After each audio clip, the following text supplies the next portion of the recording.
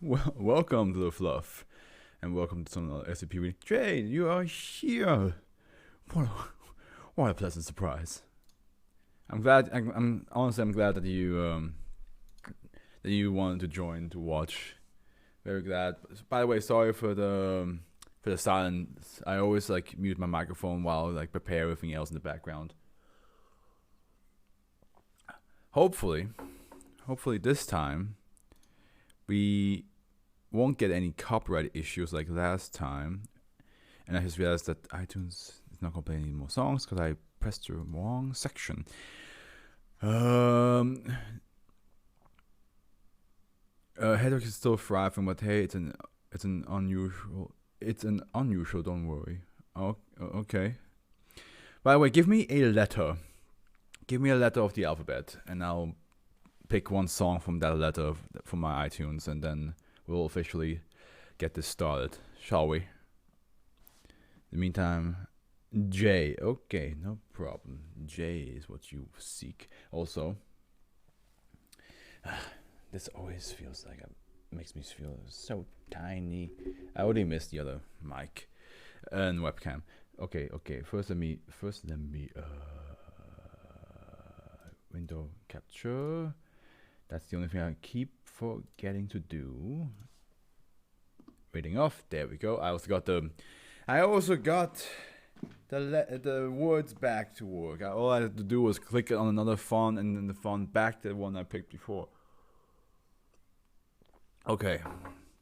So let me just pick a song from the letter J. Let me see something. Can I go to here and then here? Actually, let me. Oh! Don't you dare! I'm not sure what it just did. Okay, if I did this. Okay, now pick a number from 1 to 35. So you have the power to pick one. Whatever number you pick is gonna be the song number. I just realized I don't have that many letter J's, do I? 22. Okay, here we go, guys. Here we go. Let me just. So here we 2, 4, 6, 8, 10, 12, 14, 16, 18, 20, 22.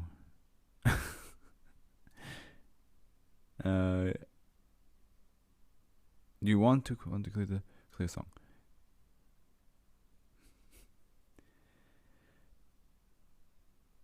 Is there any sound?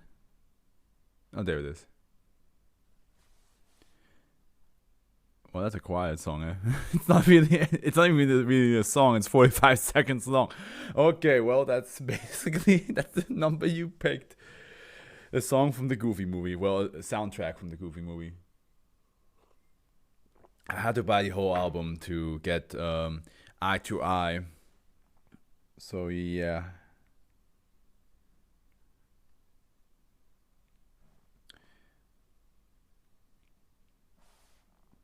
Here we go. Let's get this reading started. Hopefully no technical difficulties this time. What is happening? Why is iTunes just picking one song and then... Okay, let's see here. Bam. There we go. Now it works. Okay. As I was saying, let's hope there's no technical difficulties. Let's hope there's no copyright issue at the end of this. Everything should be working the way it should be. And yeah. Here we go. Let's start with the first one of the numbers. SCP-1210, anomalous radar station. Oh boy, that's already a difficult thing to be able to guess. I also got myself some tea with a Joker cup. I want no technical difficulties. I just had other plans. Exactly. Anomalous radar station. So, I mean, it's a radar station, duh, but I think maybe it's a radar station that's not supposed to exist. Maybe that's the anomalous part. It's not supposed to exist. It's playing a bunch of Music, or I actually really dislike hot drinks. Oh, really? I love tea and hot chocolate. I mean, you know, Switzerland and cold. So I think it's just a radio station that's not supposed to exist, and it's playing a lot of like songs or news that from a dimension or world that doesn't exist. That's what I think it is. Well, it's a Euclid. It's a Euclid. It's the lowest rated one so far from the 1,200, I believe. But it's a Euclid. Let's see what this Euclid has. Oh, it's a very short one. A Foundation laboratory ship, and also, does this all work? Wait, hold on a minute. This should be able to work without it actually being on. But for some, oh yeah, I know why. This is not a technical difficulty. This is just me being unprepared. I apologize for that. In the meantime, while that's yeah, it's just warm drinks give me a claustrophobic feeling in my throat. If I describe it good enough, makes me even more thirsty. I get it. In the meantime, while the program is opening up, let me just read. A Foundation laboratory ship, as well as 2 patrol ships, are stationed in the region surrounding SCP-1210. By the way, Jade. Sorry, I have a friend who is also called Jaden, so she has an N at the end of the name. So, one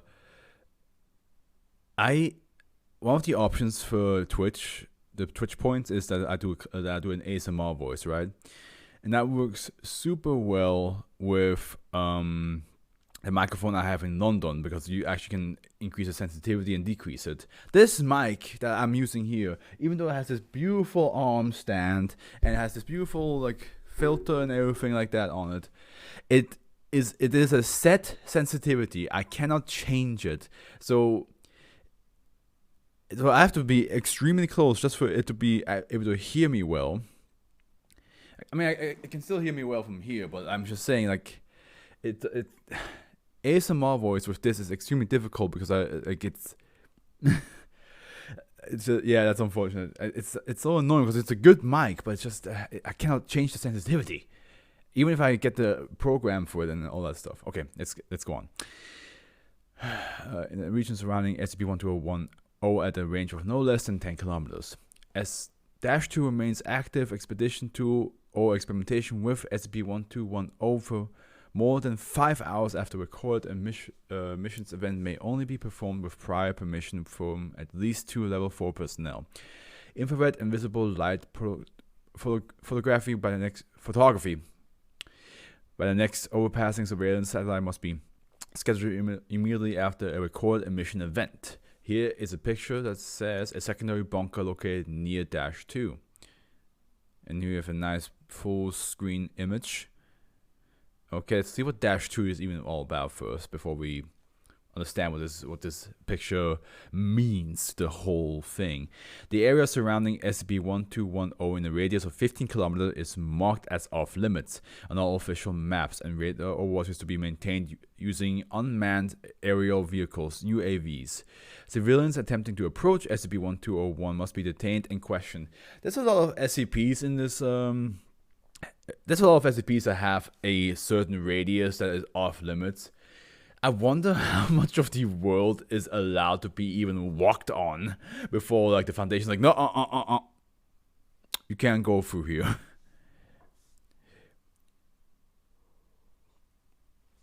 Like, not to forget that, I believe, is it SCP-3000 that is a giant giant water creature, like, that's like multiple kilometers long? Like, how do you hide that from ships and airplanes and maybe people that just sail? You know, like how does the Foundation like after a while, somebody who's not in the Foundation is gonna be like, there's a lot of areas that's just off limits recently. -1 is an uncharted island approximately 31 kilometers off the coast of... Okay, now let's see here.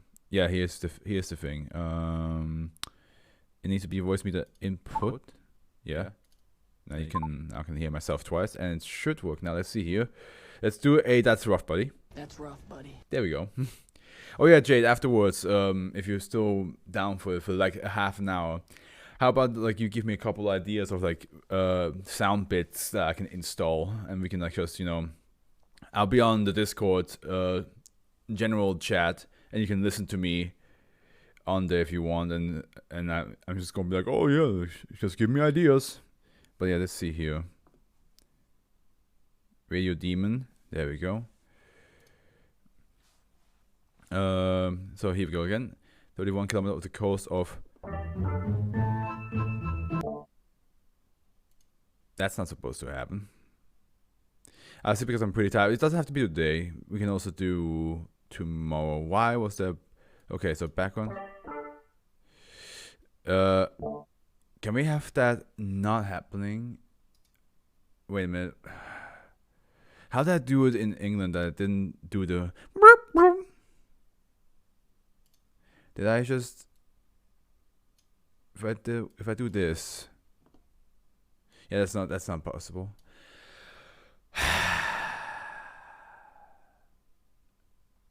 Settings, general. Start with Windows, minimize. Ask before updating audio. Advanced audio settings. Enable this if you can hear popping or cracking the voice mode. Enable this if you're experiencing issue. Background effect, maybe we go with that. I have no idea if it's on or not.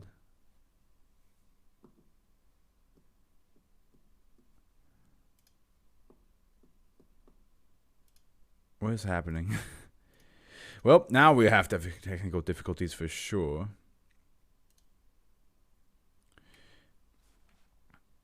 Voice. Okay. Let's see here. And I know there's a way to like stop that from happening.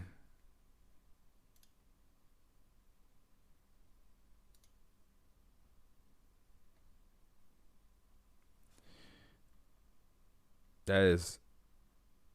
How did I do it last time? Sample volume, bleep out volume, system output volume, reduce. Because that's annoying. We don't want to hear that all the time, do we?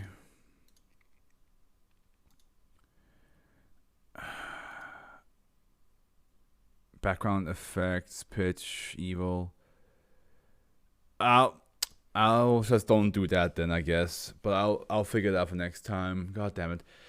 Redacted. Russia, with an area of 3.4 kilometers squared, its unusual shape suggests that it may have once been larger, but the eastern half of the island was sheared off. We are unknown means, leaving a sharp delineation at which point several buildings and roads as well as utility lines have been cut off. Dash 2 is a World War II era radar installation located on the main hill of Dash 1. So Dash 1 is the island, Dash 2 is a radar installation, and the bunker is apparently nearby. So, consisting of a large radar array and a control bunker containing its readout equipment, Cyrillic signage indicate that the site is named Redacted. But it's alright, yeah, but it just annoys me because I'm like, I had everything perfectly set up when I was in London, and now it's like doing all this stuff again, and I completely forgot how to like change that. But no official documentation of the site exists in any Russian or Soviet area records. The site is in an advanced state of disrepair, consistent with multiple decades of abandonment. Though several rooms are remarkable, well preserved due to having been still. Wait a minute. I'm still trying to figure out if this. Yeah, no, it has to be. This has to be on, otherwise it doesn't. Otherwise, it doesn't work. It must be in the program itself. Several bunker forensic examination of the site indicate that the site personnel were forced to abandon the area in haste and head towards the eastern end of the island, where the main power plant and living quarters are presumed to have been located.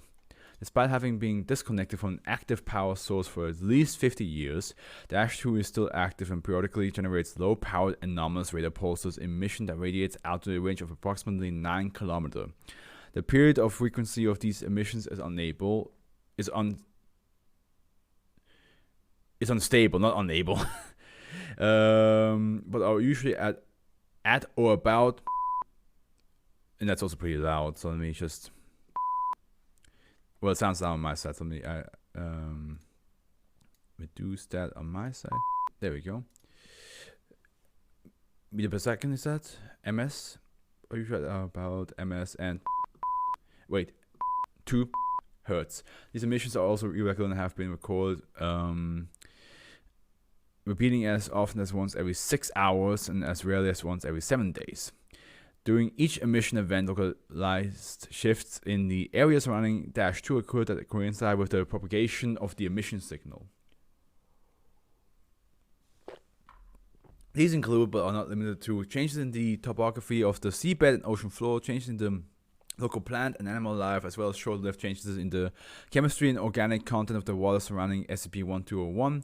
Prior to current containment procedures, individuals within the red zone of SCP-1201 during emission event report being able to feel a ripple pass through their bodies, resulting in short-term nausea as well as tingling in the extremities that persisted for several days. In rare cases, subjects have also reported short-term memory loss and fatigue, and in 2 cases, personnel who were discovered missing and were unable to be located. Incident log 1. On an emission event occurred while 2 research personnel were in open water on a small power boat Foundation patrol ship. SCPS Tresca received a panicked distress signal that was shortly cut off. Upon investigation, the Tresca discovered the shredded hull of the power boat with puncture damage consistent with the teeth from a sea megalodon. Additional Foundation assets are being considered to deal with the possibility of extinct or otherwise anomalous wildlife as a result of SCP-1201's emission events. So this is basically an island that can bring back extinct animals, plants. It's from the sound of it, it sounds to be like reverting time. Because I imagine the people who go missing because they cease to exist, because their life rewinds to the extent where they were a sperm. So they just cease to exist. So this is an island where time just like just goes back and just brings back a lot of things that should not exist anymore.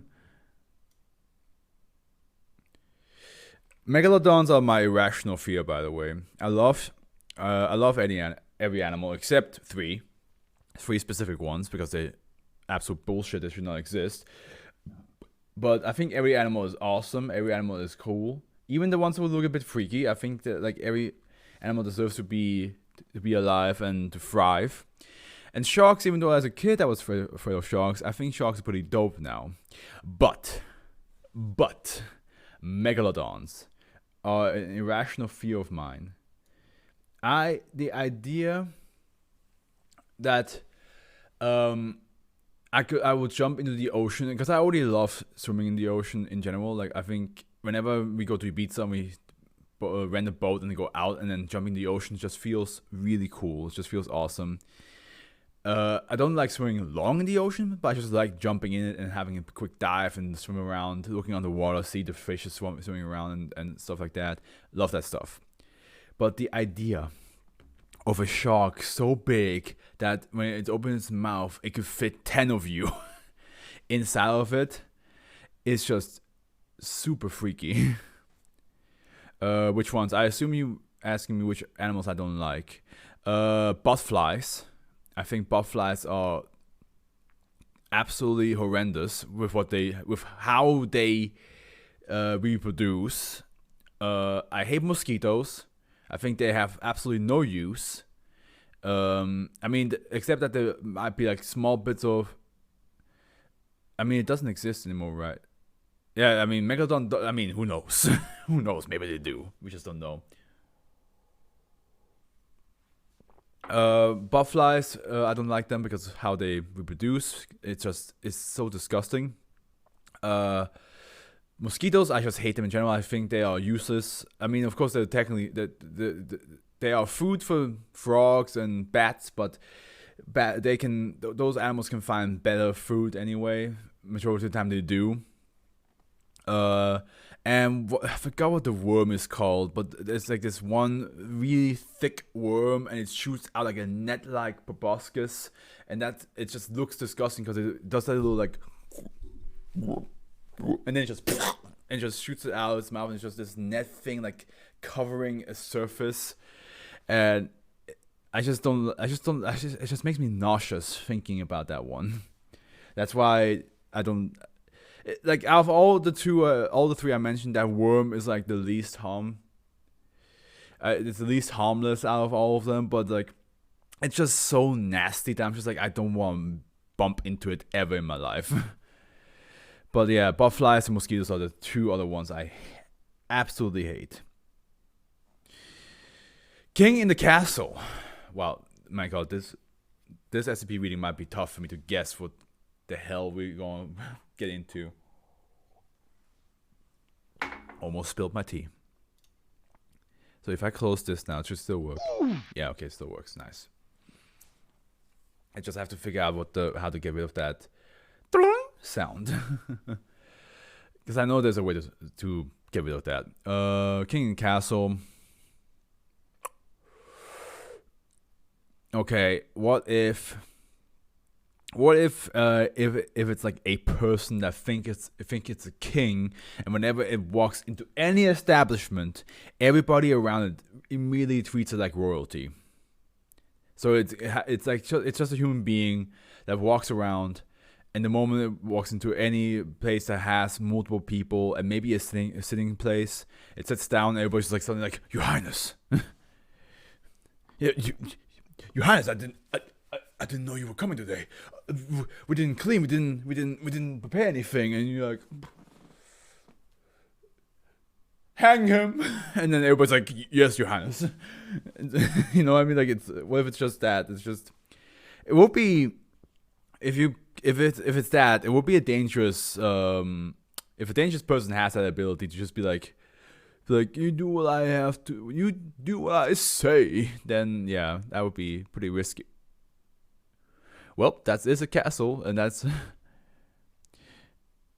Euclid again. A perimeter of 50 meters is to be maintained around SCP-1211 at all times. Any civilians approaching this perimeter are to be redirected away from the site with fabricated reports of danger in and around the structure. No male personnel over the age of 35 are to be allowed to enter the premises under any circumstances. Okay, so maybe, okay, now, what if that, okay, so a male is not allowed to enter into that castle, you say? What, do they suddenly become a prick? A royal prick. SCP-12011 is a dilapidated ruin of a castle 10 kilometers south of the city of Ireland. Only the first floor and basement of the structure remain in functional condition. The upper three floors having eroded and collapsed at indeterminate points in the castle's past. Initially, it was thought that any person entering SCP-1211 would be subject to its effect, though testing has proven that only males aged 35 and older are affected. The reason for this is thought to be related to the terms of eligibility for kingship in Ireland at the time of the castle's construction. Jacksepticeye in his 30s. We gotta tell him not to enter this castle then. Within minutes of entering SCP-1211, any male at least 35 years old, see the testing log for correlation between the effect of SCP-1211 and Irish descent, will be immediately convinced that he is the rightful heir to an imagined throne, owner of the castle and lord of all lands as far as the eye can see. Note that subjects in all cases have used exactly these words. Refusing to leave the premises, even under the threat of lethal force. The cause of these delusions is unclear. Let me just finish my tea.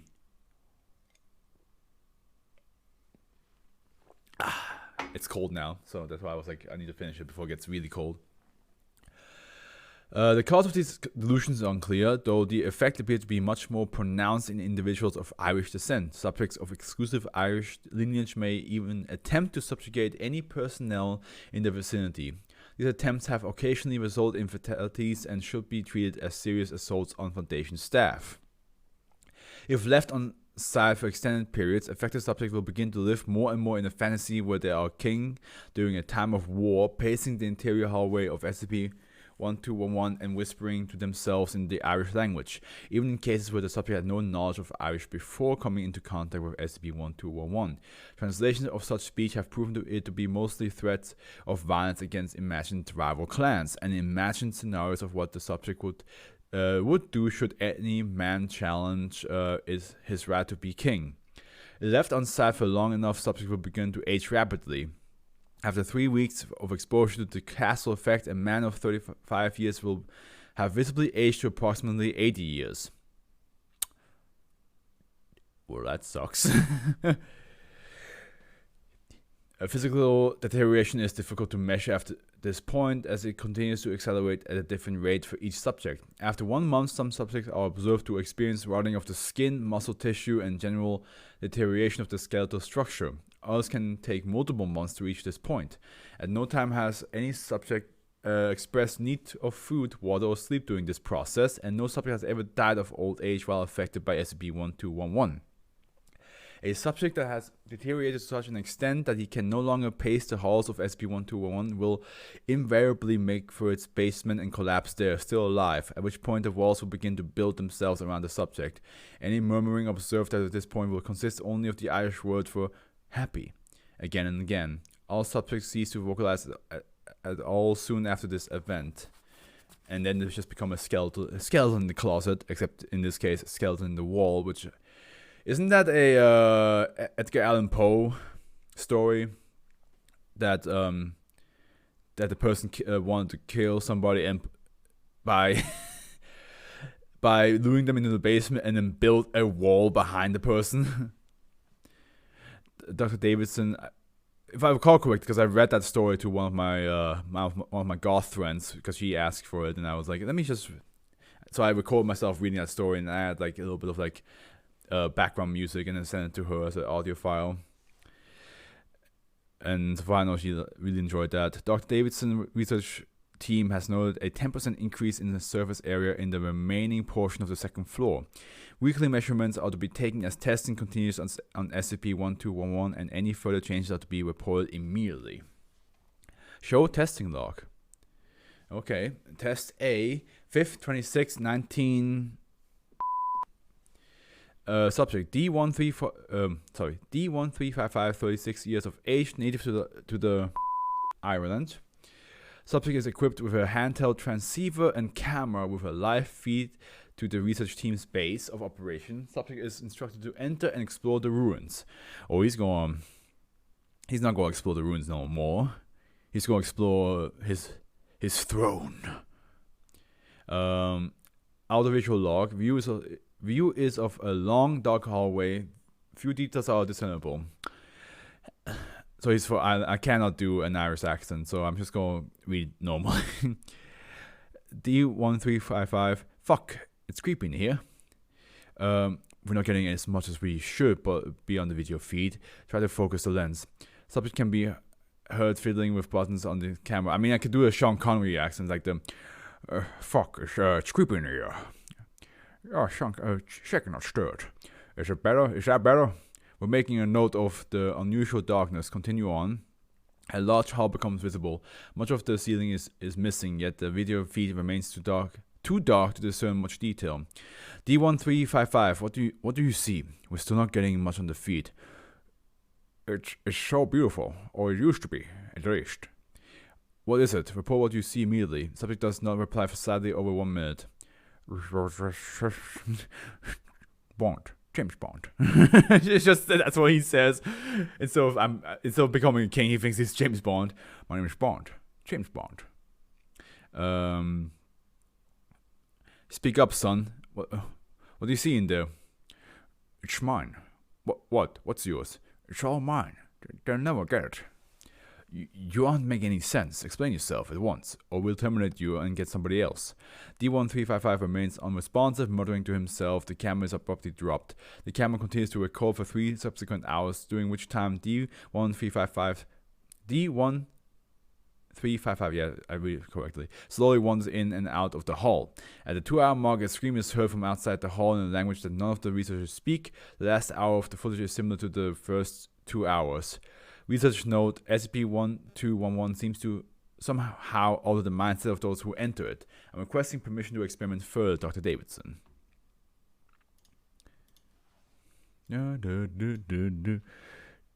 Well, don't be Irish.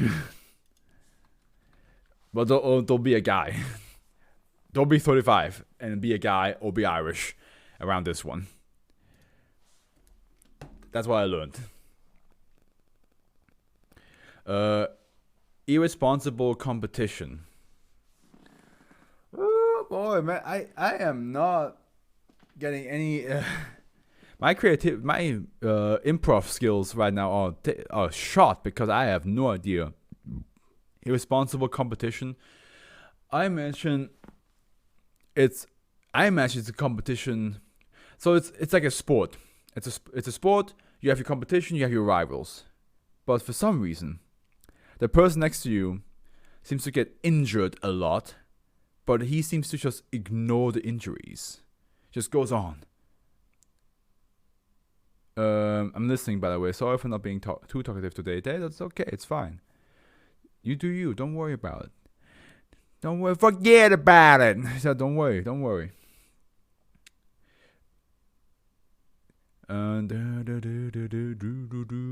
Where was I? Yeah, I think it's like a competition that just keep getting injured to the extent where you like where you see someone getting injured and you're like, you should go to timeout. That looks like a broken ankle, and I'm pretty sure your arm is snapped the wrong way around. And the person's like, nah, I can do this all day. So that's why I think it is. It is considered safe. Interruption. There's a couple stuff down here that we can click on, so let's go on. Well, that's going to be a fun number to say. SCP-1212 is kept in a 5x5x3 meter containment cell at site. Experimentation may only be performed with prior permission from at least 2 level 3 personnel, and the room is to be cleared of any residual body fluids or other detritus immediately after testing. Any instance of SCP-1212 discovered within SCP-3311 are to be immediately moved to site for long-term storage. SCP-1212, while not in use, is simple wooden bar stool with a height of 74 centimeters and seat dimension of 38 times 38 centimeters. It does not possess any abnormal physical qualities other than a faint odor of alcohol, and there are no marks, or other identifying features present. When any living, mentally sound human being older than 15 years of age sits on SCP-1212, 2 occurrences of abnormal activity can be immediately observed. SCP-1212, while leaving the occupant unaffected, changes shape almost instantaneously. Separate iterations have been observed with non-repeating, including a shiny metallic bar stool with bright red plastic seat, a crude wooden stool which appeared to have been painted very poorly with black paint, a smooth sandstone chair elegantly carved with unfamiliar square symbols which have as yet been unable to be conclusively identified, a low square stool engraved with cloud motifs believed to resemble those manufactured in the late Chinese Qing dynasty. Is it Qing or Qing? I forgot. The occupant appears to experience a full sensory hallucination and is no longer able to sense what is occurring around them in reality, while being completely unable to be removed from SCP-1212. Even using extreme methods, see Addendum A. The occupant of SCP-1212 is then heard speaking to someone, but all attempts to record the other half of the conversation have so far failed. Usually it becomes apparent that the occupant, hereafter referred to as the contestant, has been invited to participate in a drinking contest. Oh, that's why the alcohol. And that's why probably irresponsible, because like they are probably getting blackout drunk. they're like, oh, you should probably stop. And they're like, no, I can still go on. I can definitely beat this man. And the contest begins regardless of acceptance or refusal of the invitation. I can see that today's reading, I'm gonna get hungry.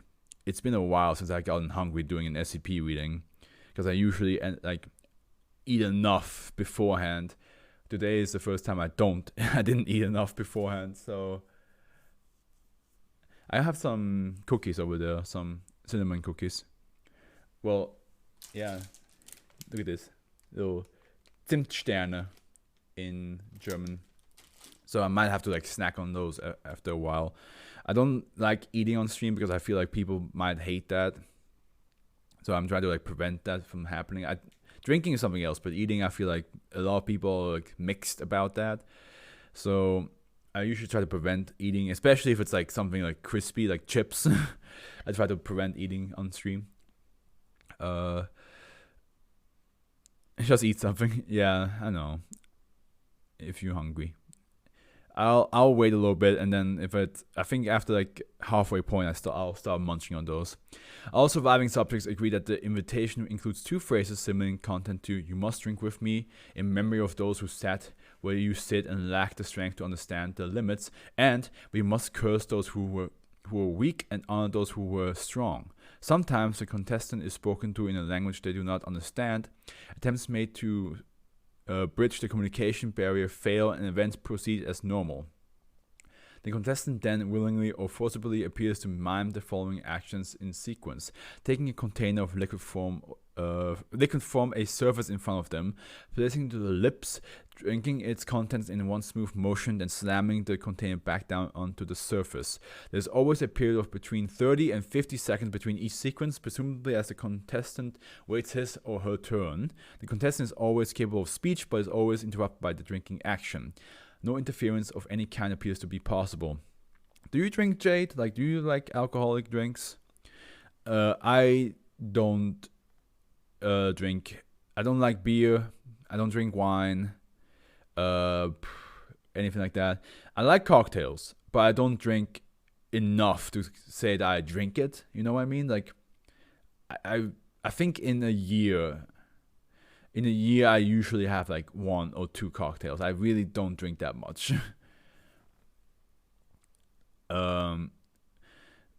It really depends on the situation. Like, I think it's whenever it's like a special event, like if it's a birthday or a special occasion where like I haven't seen a friend in a while and we go to a restaurant, then I drink a cocktail. But other than that, I don't like beer, don't like wine. I like cocktails just every now and then. Okay. So like just like me. Despite no actual liquid passing between the contestants' lips, they slowly begin to exhibit effects normally associated with alcohol intoxication. And as each sequence continues, the effect of intoxication become more and more severe. Nausea, slurring of speech, and drooping of the eyelids and other facial features are usually the first in evidence, followed by bodily swaying, choking, and vomiting. None of the mentioned effects appear to prevent the contestants from participating further. Some contestants have even appeared to cease vomiting for the exact amount of the time it takes to take another drink, before resuming said or expulsion of liquids. Subsequent testing of these liquids and the bloodstream of the contestant has revealed no alcoholic substance were ever present. The drinking continues even after the contestant is seen to visibly suffer the effects of severe alcohol poisoning, usually typified by unconsciousness, limpness of body, and occasional shuddering. Posture is still maintained with no interruption to the miming actions.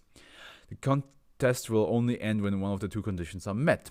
A period of time elapses that is no less than 1 hour in length, with an average of 1 drink per minute. That's 60 drinks. Don't you? I think that's pretty sure that's enough to get alcohol poisoning. Of the test undertaken by the Foundation, only contestants survived long enough to reach this point, and 95% of the group were unconscious. See document 1212-B 12. SCP-1212 then reverts to its normal shape and will no longer react to the presence of the contestant. Alcohol poisoning causes all bodily functions to shut down, resulting in death. Upon cessation of heartbeat, the contestant is released from SCP-1212 and falls to the floor. SCP-1212 then returns to its dormant shape and size. I was saying, like, that seems to be a speed run to get alcohol poisoning. Addendum A, interruption. It has been proven physically impossible to interrupt the contest once it has begun. This includes outside termination of the contestants by any means. Any wounds sustained that are not part of SCP-1212 effect are simply ignored, fatal or otherwise. Notably, in the case of test 1212, the contestant appeared to continue miming the action of drinking with both arms and severed neatly just below the shoulder. The cut was visible, but there was no evidence of bleeding, pain, or lack of function. When the contest ended and the contestant released from its effect, both appendages immediately fell off, causing extreme pain and cardiac arrest, resulting in death. Can you imagine? This person just gets the arm chopped off, but like, no, I don't feel a difference. Gotta keep on drinking, bro. What do we have here? Addendum B, test 1212-01. Subject D392011, male, Caucasian, 21 years. Test supervisor Dr. S. 2000. Okay. Sit down on the stool, D-class, and describe what you see. You won't be able to hear us, but we will certainly hear you. D312010 slowly sits down on the stool. Almost immediately, the stool lowers by nearly half a meter and transforms into a ball stool made of shiny metal and plastic. D392101 becomes visibly shaken. What the? Is this supposed to happen? I'm in some sort of dive bar? I do know some guy across from me is looking at me funny, and there's a crowd here. I don't. D392012. Oh my god. D392010 appears to survey his surroundings, mouth agape, and then tilts his head as if listening to someone. You want me to what? Drink me under the table? You wish, buddy. D39210. My god, this number. D39210 breaks out into a huge grin and laughs. This could be one hell of a test, I can tell. You on. Redacted. I was about to press the fucking button, but then realized that I can't do that without having the weird sound effect happening in the background. 10 minutes in, looks like he's holding up well, but he can barely speak. I don't think he's realized yet. D392010 is swaying back and forth, grinning maniacally while consuming each invisible drink. Well, buddy, you just don't stop, do you? Do you think we can take a break of a few minutes or something? No? To hell with you, pal. I'll stop when I want to. Hey! D392010 begins to struggle, but his arms appear to move by its own accord, forcing him to take another drink. The fuck is happening? It's happening to me. The fuck is this? Somebody, please stop this. I don't want to keep going. You've won, buddy. What the fuck do you mean the contest is on the way? Hey, dog. Get me out of here. This is just freak illusion or something, right? Get me chokes, but oh, this shit is foul. D392010 continues threatening Foundation personnel and attempts to resist in the test, but cannot stop drinking. He begins gibbering irrationally, flailing his head side to side, back and forth when not compelled to take another shot. After several minutes, he begins vomiting a light brown mixture of lumpy liquid. God, make it stop! You win! You win! Vomit pauses to take a drink, then resumes vomiting. Redacted. D392010 is unconscious and jerking back and forth involuntarily. His jumpsuit pants are soaked from the waist down. The floor under the stool now covered with various substance. He continues to mime drinking. Redacted. An unconscious, visibly reddened 3392010 visibly jerks back and forth several times before pausing in the act of mid-drinking. Slowly, he keels over and falls off the stool, landing in a now large puddle of bodily fluid. Time of expiration, 52 minutes, 47 seconds. D392010 switches once more before ceasing to move altogether. SCP-1212 reverts to its normal state, no traces of fluid on its wooden surface evident. That is brutal. You don't want to drink anymore, but this SCP just makes you drink. Imagine if you don't like alcoholic drink that much either, so you're just there just chugging down whatever drink this guy is giving you, and you're just there like, please, for the love of God, stop. And you apparently have to do this for a whole hour. Every minute you drink 60 drinks, and after a while your body just cannot handle it anymore. Your body just collapses in on itself. That is not pleasant. Orphaned catapult. Orphaned catapult. What could this entail? Is it just a baby catapult who's like, I don't have a mother, I don't have a father, so I shall just keep shooting whatever material I can shoot, which is not a lot because I'm baby form. I don't know. I'm trying to figure out a way if like this could be taken a different way, like if like orphaned catapult. Like a catapult that has not been used in a while, like the original user is dead and now it's orphaned basically, because it doesn't have somebody to be used by. I don't know. Another save, okay. SCP-1213 is to be strapped immobile in a locked shipping. I'm actually hungry now. I'm just going to start eating. God damn.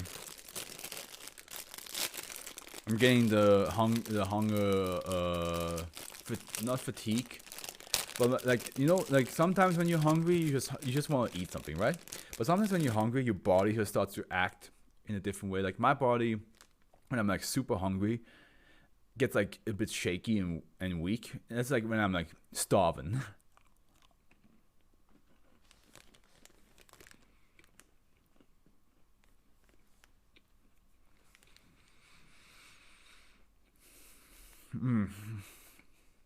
Oh, it is good.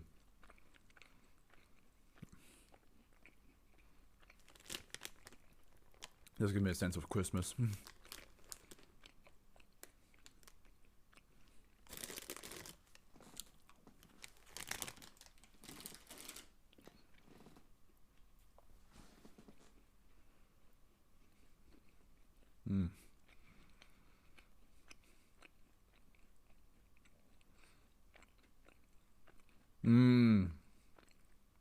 It's low blood sugar. That might be it.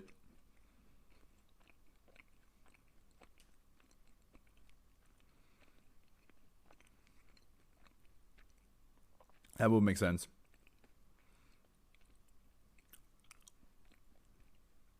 I had that once in a race in high school, where we did like a charity run, and I didn't eat much, and I was working my ass off, and I felt that low blood sugar feeling. I fucking collapsed. You don't actually hear the eating. That's good. Probably with this microphone you won't. With the other one you probably will. And also it's not that crunchy.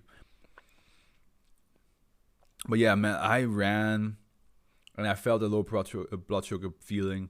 I collapsed. My teachers had to like pick me off the fucking track, and I just laid down for a little bit. Luckily, they had a barbecue right afterwards because they knew people would get hungry. My God, the amount of shit I ate like multiple sausages, chicken, watermelon, fries, carrots. I just ate so much. Okay. It's to be strapped immobile in a locked shipping container stored in Sector 25. SCP-1213 is not to be allowed within 20 meters of juvenile mammals weighing between 15 and 50 kilograms except for testing purposes. Does this fucking shit use animals as ammunition? SCP-1213 is a wooden and steel catapult, medieval in design, 1.4 meters wide and 2.6 meters long. The aircon is actually doing a good job. I'm actually warm now, so I can unwrap myself from this blanket.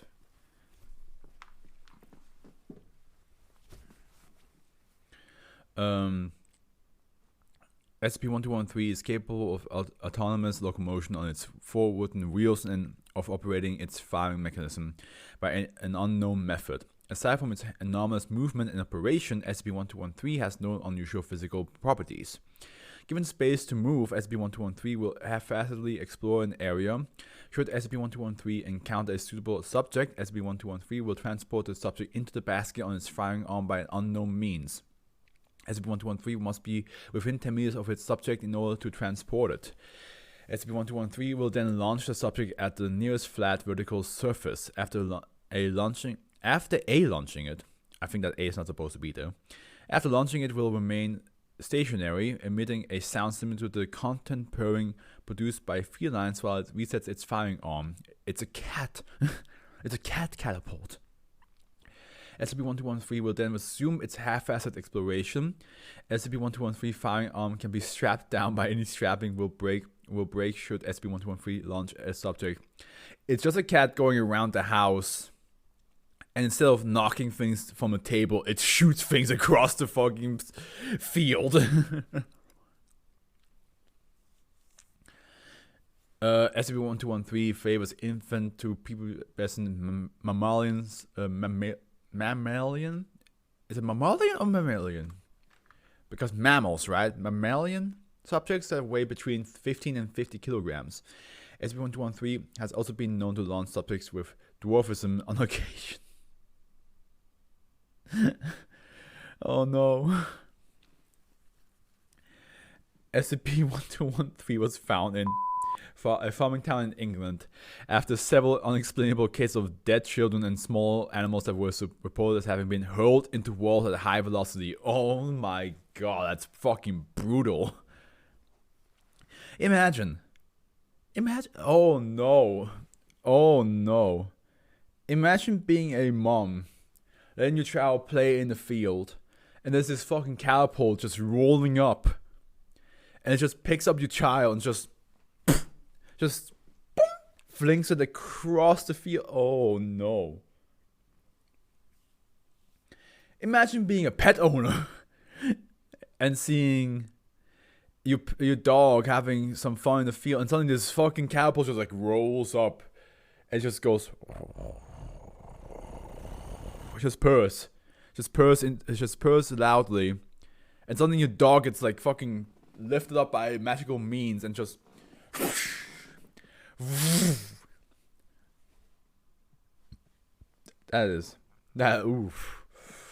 oof. A search of the town found SCP-1213 in the bushes of a school playground. It's at a school playground. That's the worst place for this shit to be. Now that I took the blanket off, it's actually cold again. Let me just wrap myself up here. It's at a school playground. It has ammo. Who knows how much? Well, the amount is definitely the amount of students the school has that are not teenagers. Or at least if it is a teenager, hopefully it's not a lightweight teenager, because goddamn. Further investigation of the town led to the discovery of an improvised laboratory in an abandoned farmhouse.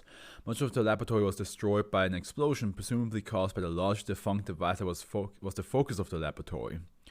The device was an experimental work of Dr. who could not be located. Dr. damaged research log was discovered in pieces amongst the debris of the warehouse, and only excerpts could be retrieved. Dang indeed. That's a big understatement, don't you think? Whoa, this thing just tosses your child or pet across the field and they die on impact. Oh, shucks. Damn. That's an inconvenience. Excerpts of Dr. research log. Pieces of text that were missing, burned, or otherwise illegible are marked with ... I've done it. I finished. I pressed the button. I flipped the switch. I've changed the world forever. Even as I sit here, it opens. The noise is unbearable. I can see objects moving beyond any dimensions, every dimensions. I can see what. If only I could interact. Perhaps this particular is fascinating to me. Impossible, but I can't deny. There are families of them. Unbelievable. All different types. What we would believe to inanimate, different species.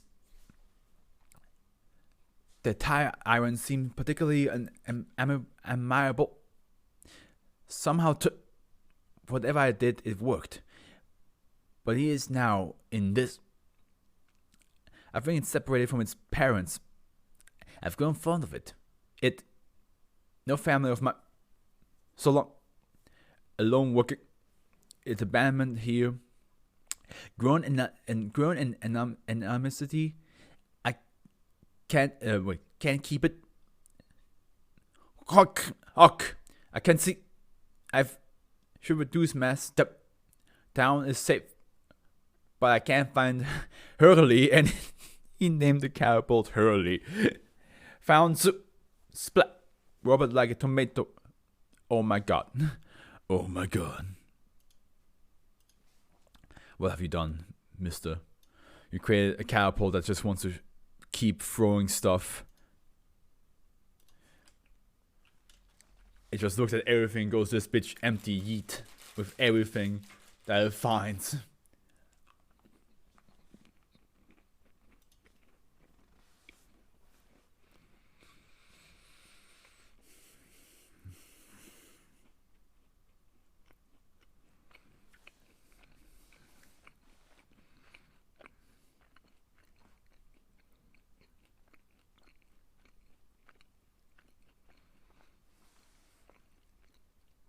These ones are weird, man. That's why we love them.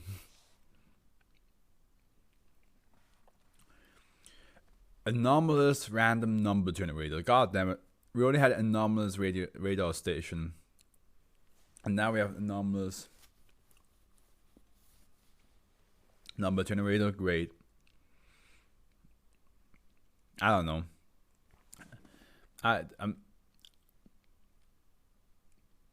Maybe the number it generates always have like some sort of impact on something, but I don't know what to make of it, to be fairly honest.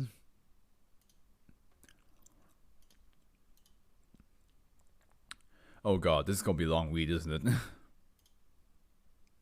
Oh, maybe not. Hopefully. Let's see here. No, it's not gonna be long. It's just gonna be, this one's gonna be just odd. Save. The laptop computer containing SP1214, designated L1, and all its peripherals are to be kept in a standard laptop case in a secure locker in the computer science department of Site 33. By the way, Jade, is because I'm using a different mic with a set sensitivity. Is the music louder again? Because I set it to what I think is the correct volume that we had last time, but maybe I accidentally put it louder. And all its peripherals are to be kept in a standard laptop case in a secure locker in the computer science department of Site 33. No testing is to be performed on SCP-1214. Oh, it's good. Nice. Without the authorization of the senior CSD administrator, Dr. G. Wilson. As per standard anomalous computer equipment regulation 4324B, 1214-L1 must under no circumstances be connected to a network of any kind. What do we have here? SCP-1214 doing phase 2. Random number test. Trying to look if there's anything. No. Wait, it says here, I heard. Wait, it says here, please. Please not this. Please not this. Heard. I heard. Heard she. Okay, there's actually words in this. Heard she. I'm craving chips, but I don't have any. Should I send you some?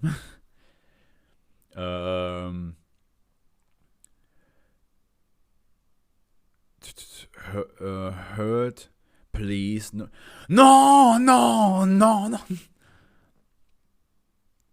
I don't think there's any other words.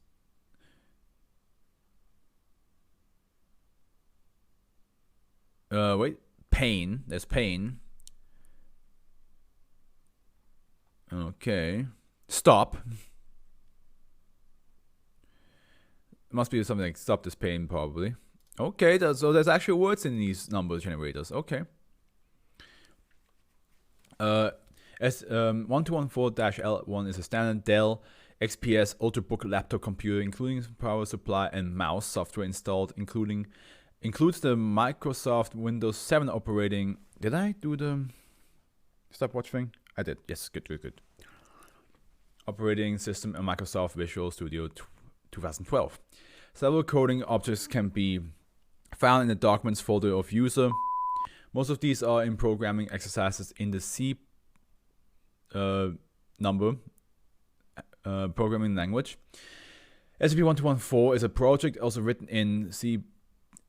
Like, I know, like, this is supposed to represent number, but what's the actual name for this?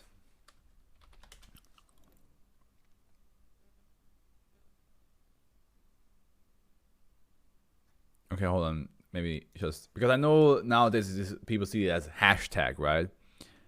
The symbol is known variously in English-speaking region as the number sign, hash, or pound sign. The symbol has historically been the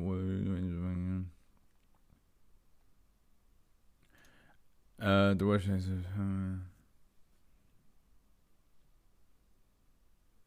I thought it had a different name, but I guess pounds a number sign, I guess. C number with the name random number test. The program consists of approximately 60 lines of code. The program generates random numbers in the range 48 to 90, which are then interpreted as ASCII character codes, or ASCII as I call it. This gives the possibility of generating the characters in the table 1 below. Table 1 possible characters generated by SCP-1214 algorithm. I'm pretty sure people who code and love coding must be frothing out of their mouth when they found this SCP the first time. 0 to 9, A and A to Z, alphanumeric uppercase.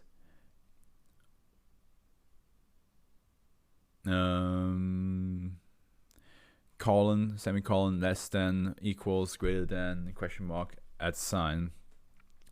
The characters are assembled into lines of 50 characters each. One such line is printed into a text window every second while the program is running. So we have sample of program outputs, time elapsed 1 minute.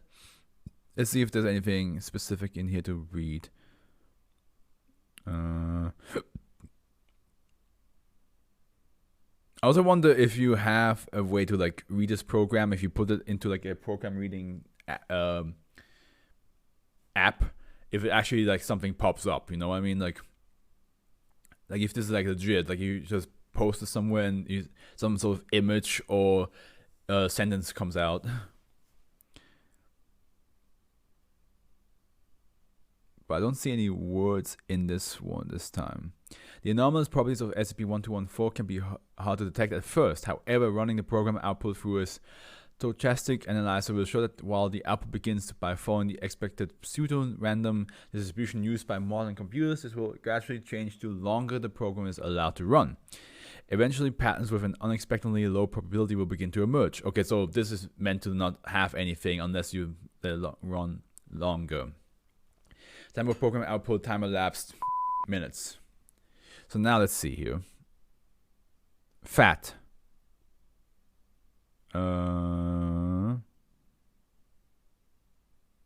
There seems to be a lot of A's in this one. Duh. In this example, a clear bias towards the character A can be observed, not consistent with the expected random distribution that SCP-1214's algorithm should generate. Approximately hours, minutes after program start, what appears to be semi-coherent sentences start appearing in the output. This point in time is designated T. Periods before and after T are designated phase 1 and phase 2 respectively. Same of program output, time elapsed, hours, minutes. Okay, so roll. No, that's a crawl maybe.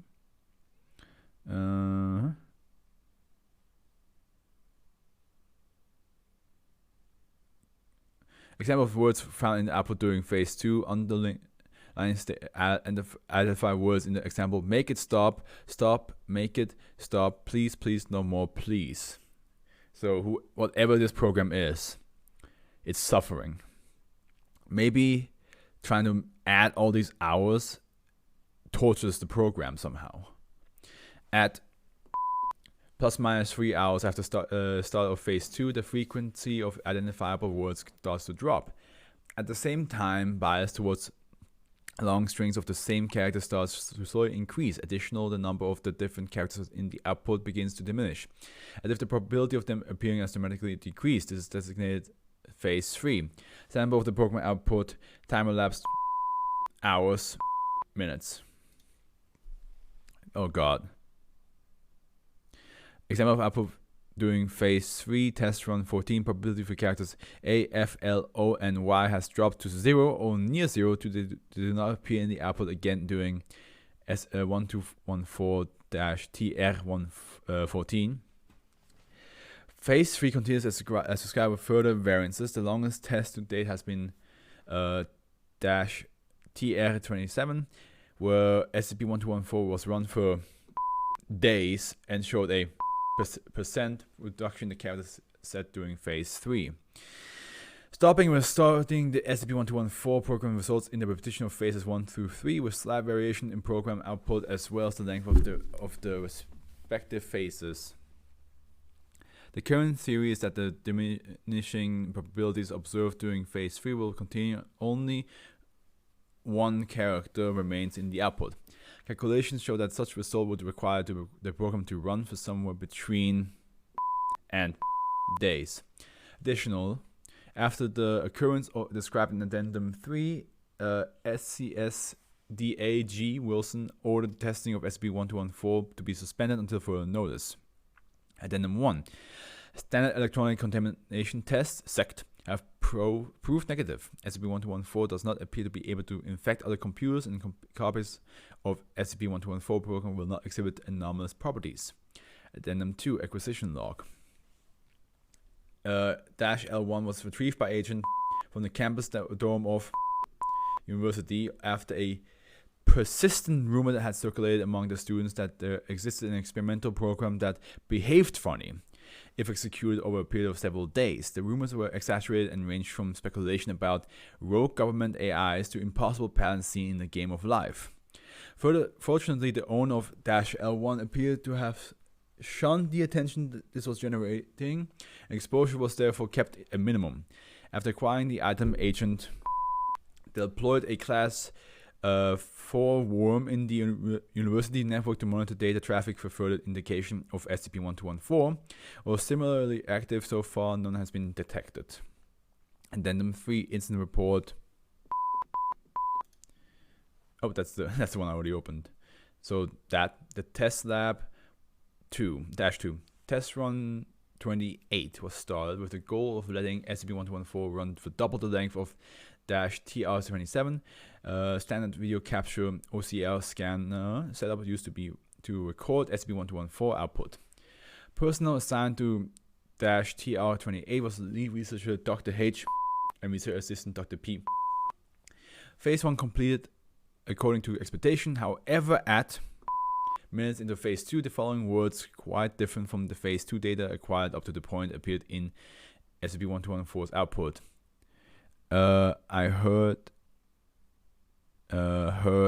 please stop, signal trace complete. We respond in kind. Uh-oh. Oh no. Oh no. Oh. Signal trace complete. We respond in kind. Please. Oh. Guys. I think whoever suffered or whoever we made suffer through this had enough. They're coming for us now. They're gonna give us whatever pain this guy was going through and give it back to us in 10, who knows how many folds. 10 folds. Approximately 5 seconds after this point in time, Dr. H appeared to be caught by a seizure lasting for 13 seconds. He then fell unconscious and dropped to the floor. Oh no. Mario! After a period of 17 seconds, Dr. P, followed by emergency protocol, and hit the cutoff switch, terminating a all-pilot test lab -2. Dr. P, they received a reprimand for failure to react within prescribed time limit. What do you mean? That's 17 seconds. That's pretty fast. Dr. H was brought to an emergency medical facility where her condition was monitored and found to be stable. She arrived after 34 hours, at which point further examination revealed that she had undergone a uniform 23% loss of visual, auditory, tactile, and gustatory acuity. Olfactory acuity was unaffected. See reports -345 through -347 for speculation on this discrepancy. Dr. H remains under medical supervision until further notice. Fast boy. Yeah, right?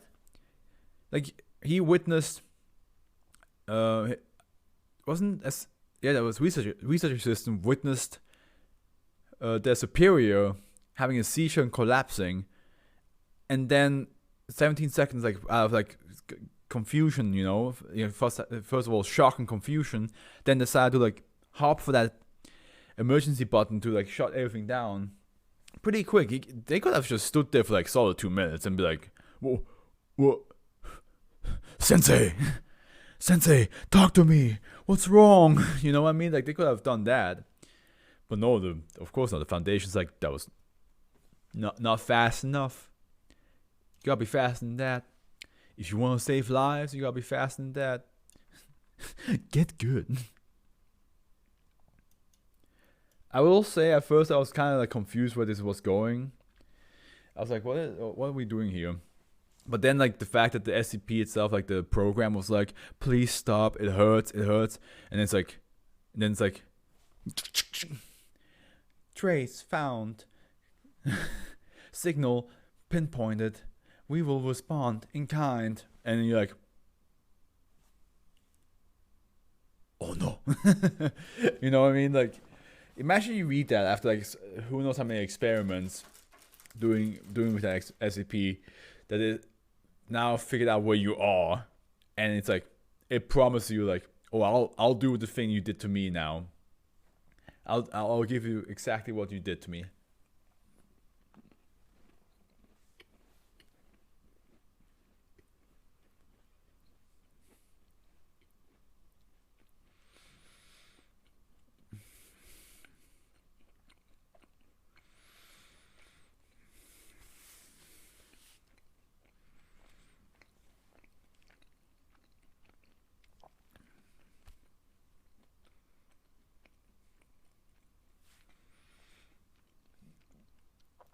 Perilogismon. I'm not even going to try to guess what this is all about. I'm just going to read. Okay. Is food good? It is good.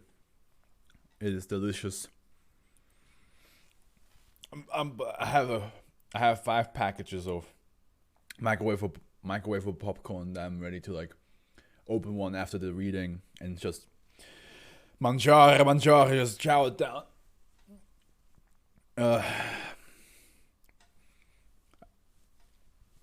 SCP-1215 must be contained within. Let me just, do a bit more here with this. Needs to be a bit warmer. There we go. Like, rise it up. Got people right back. No problem. You do you.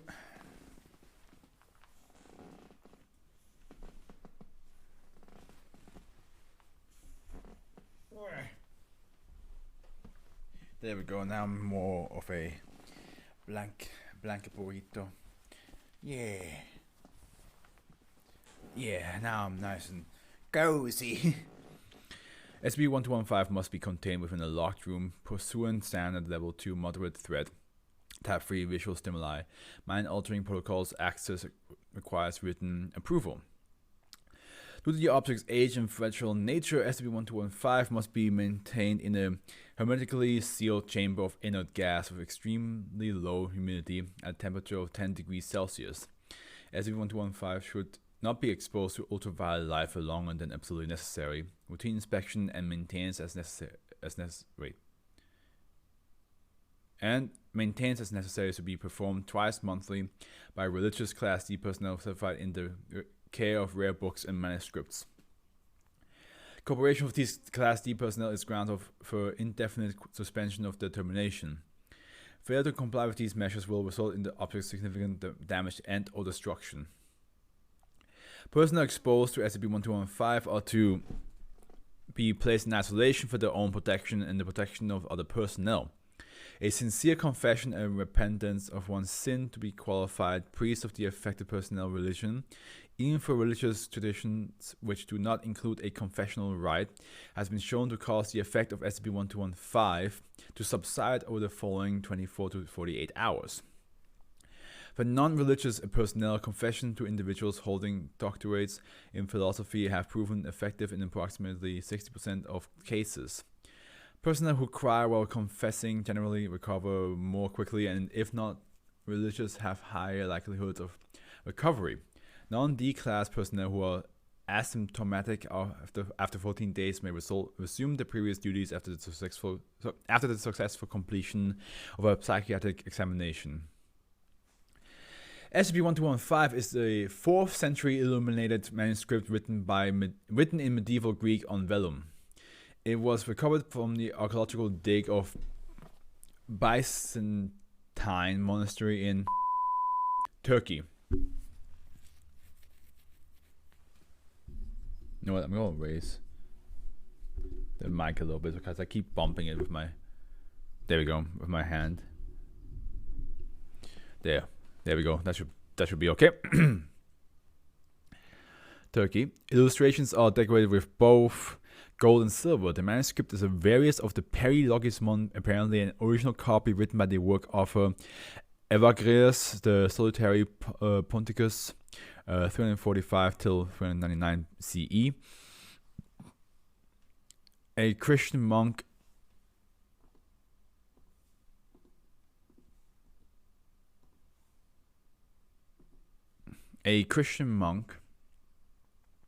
and ascetic. The Perilogismon is a treatise on temptation and the 8 evil thoughts, the predecessors to the more modern 7 deadly sins.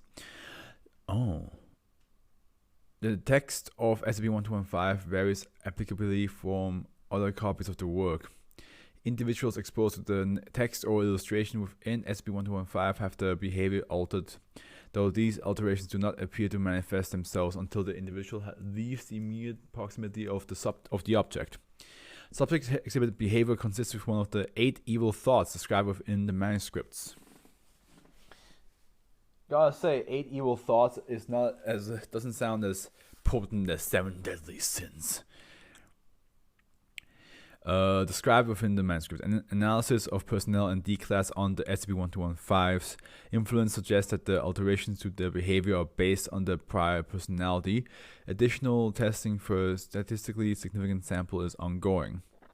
The effect of SCP-1215 vary not only based on which vice manifests itself in the behavior of exposed personnel, but also in the severity of the behavior.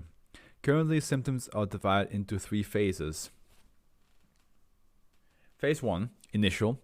Symptoms are exhibited immediately upon leaving the vicinity of SCP-1215 and are sufficiently mild that they may go unnoticed. Phase 2, intermediate. Symptoms are exhibited starting approximately 12 to 36 hours of leaving the object's vicinity, and while noticeable and potentially hazardous, are unlikely to result in permanent harm to the subject or others.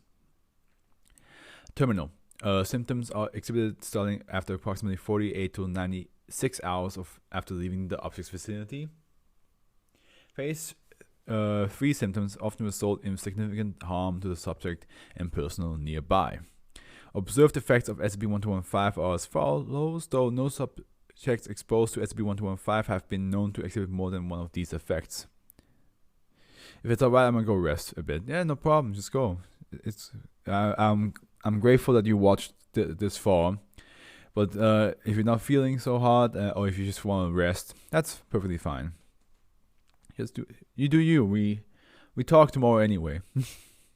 Well, I assume we will. So I wish you a good night and rest well, sleep well. Let me know the rest in Discord, okay? Yeah, we'll do. I would hate for you if by the time you leave, I get like a really horrific one, and I'm like, God, you would have loved this one.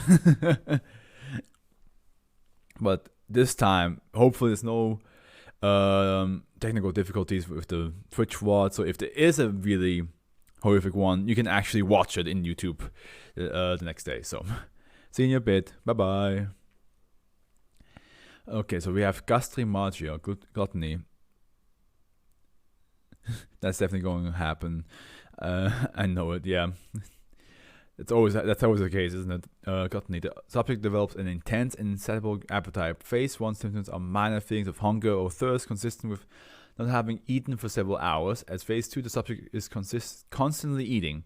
Phase 3 symptoms are attempts to eat anything nearby, regardless of whether or not the item being devoured would normally be considered food. Does that also mean would they go cannibalistic? Because they would probably eat whatever they bump into, right?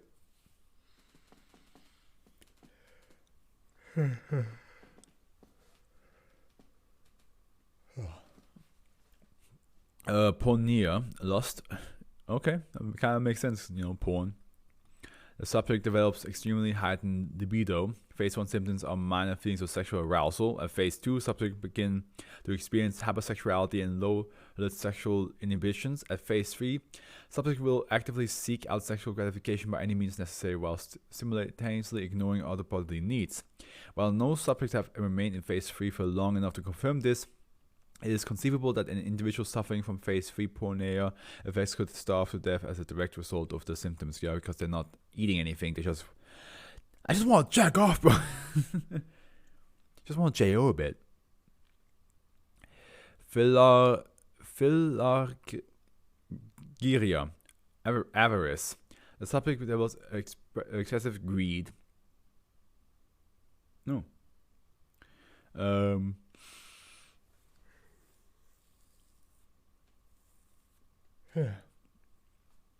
Phase 1 symptoms consist of heightened desire for wealth, status, and power. Phase 2 symptoms consists of attempts to acquire material possession through theft, bribery, or other means. Hoarding is common. Phase 3 symptoms are extreme attempts to obtain wealth, often including violence, trickery, and or manipulation of authority. Hyperephania, hubris. The subject develops extreme pride. Phase 1 symptoms are minor feelings of pride. Phase 2 symptoms include the tendency to shame others as being inferior and a sense of gratification for doing so. Phase 3 symptoms include more extreme manifestation of Phase 1 and 2.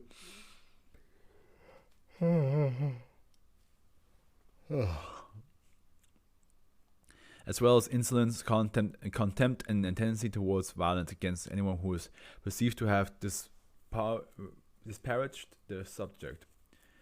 Like envy, the subject develops extreme negative emotions at a good fortune of others. Phase 1 symptoms are minor feelings of jealousy. Phase 2 symptoms include, on the hand, attempts to engage in character assassination of those to which the subject feels jealous.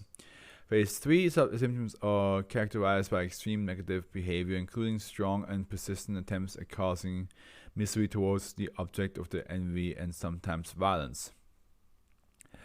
Orge, wrath. Oh, yeah. It's not ogre, it's org. Who knows? The subject displays intense and unstoppable rage. Phase 1 symptoms are minor feelings of annoyance and irritability. At Phase 2 subject become pugnacious, though physical altercation are rare. Once Phase 3 has been reached, subject will respond to the slightest trigger with extreme fury, which can result in an attempt to kill those nearby. Kenodoxia, vanity. The subject holds an excessive belief in his or her abilities and or attractiveness to others. Phase 1 symptoms include a feeling of superiority. Phase 2 involves unjustified boasting. At Phase 3, subject descends into extreme self-idolatry.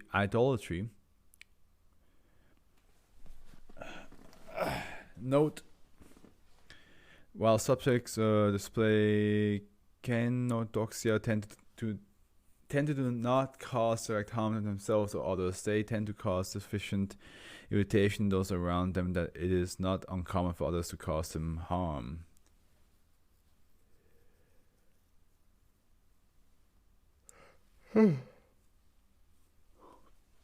Arcadia, sloth detection.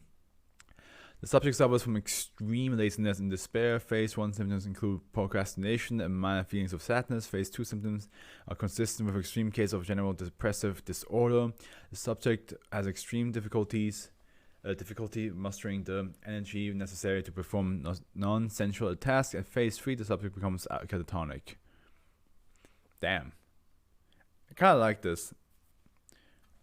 What's the cause of this again? The book. Yeah, the book. History. Evagrius wrote the Perilogismon as a guide for understanding and learning to overcome temptation. Records recovered from the dig site, see redacted, suggest that SCP-1215 was an attempt by Evagrius to create a morality tool for use by the mostly illiterate general population. Though SCP-1215 has demonstrated effective for its purpose, records found alongside the manuscript suggest it was written earlier, approximately 373 CE, than the more widely known version of the Perilogismon written 375 CE. According to the records found alongside SCP-1215, Evagrius, and still a lector in Neocaesarea and a disciple of Basil of Caesarea, created SCP-1215 and presented it to Basil 329 till or 330 CE, January 1st till January 1st, 379 CE. And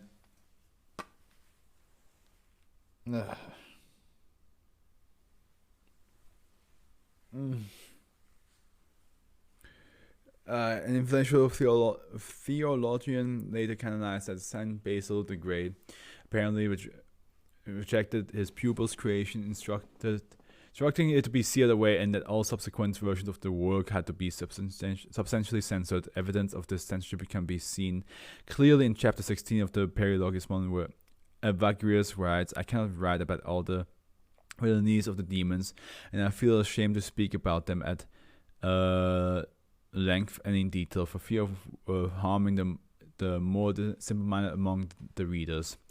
After Basil died in 329 CE and Evagrius moved to Constantinople in 380, it appears SCP-1215 was forgotten until it was rediscovered in modern times. SCP-1215, as well as the history surrounding it, reinforce theories that the early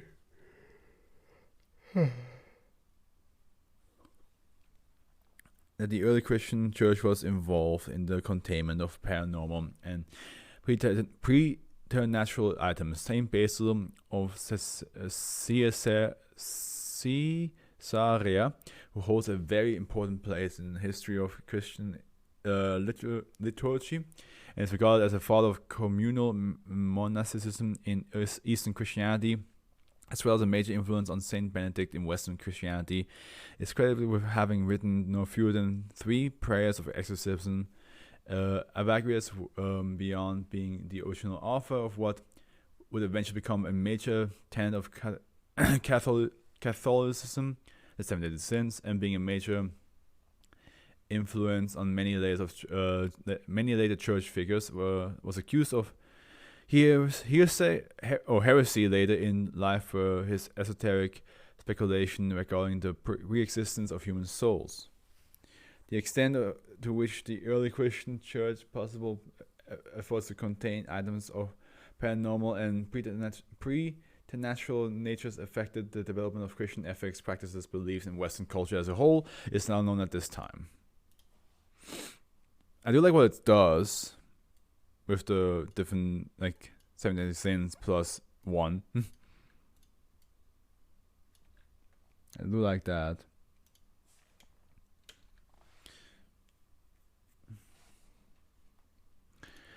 Pirami. I don't know. Oh, wait, hold on. Almost forgot. Pirami. Don't know why I have Pyramid Head in my head for this one.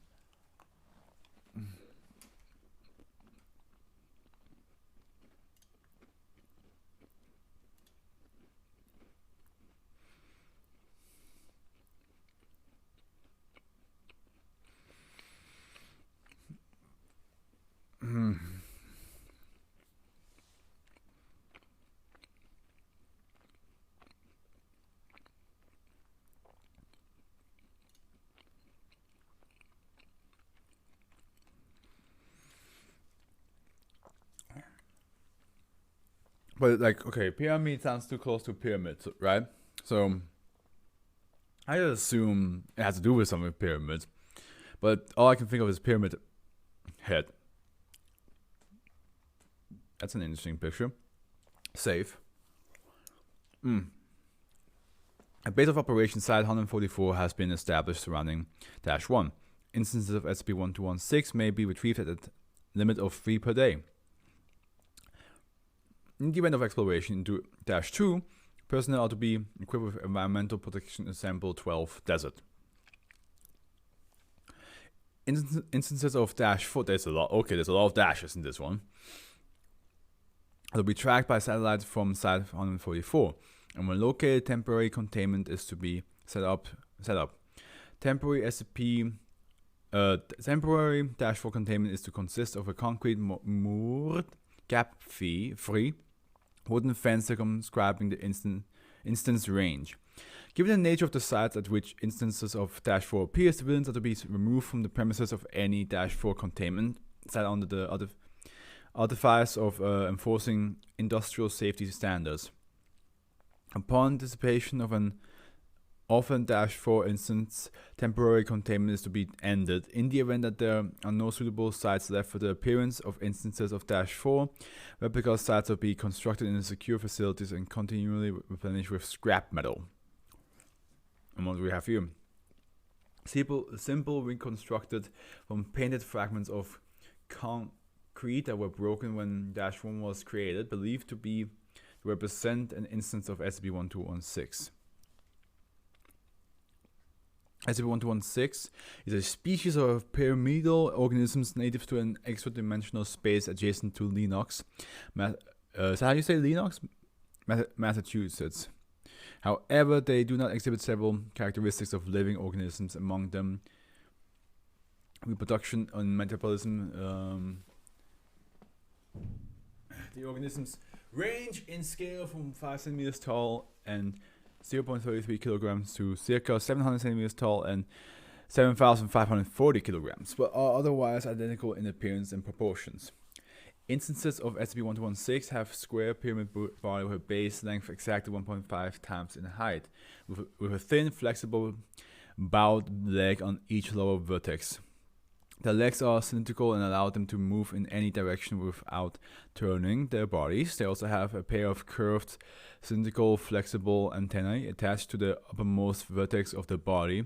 Situated at the ends of the antennae are two solid spheres composed of beryllium bronze with density 8.78 grams per centimeter cubed.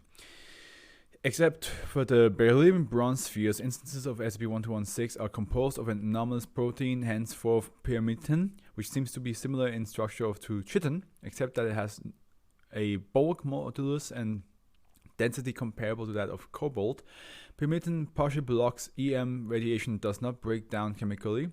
Frustrating spectrographic, electromicroscopic, and chemical analysis from macroscopic observation, it is a dark gray, non-reflective, non-porous, and always cool to the touch. Okay. On the underside of the body is a conical mouth containing a protein Agus turbine. By spinning this turbine, instances of SCP-1216 are to generate suction. Above the turbine, there is a dense wrinkled mass of pyrimidine, which is impenetrable to both scans and dissection. The turbine and the mass above it appears to be the only internal organs. The rest of the hollow body cavity is filled with sand and particles of iron oxide. The extra-dimensional space to which SCP-1216 is native, -2 is an unbound flat, so that's -2 is the space. And I believe -1 doesn't really say here, it just says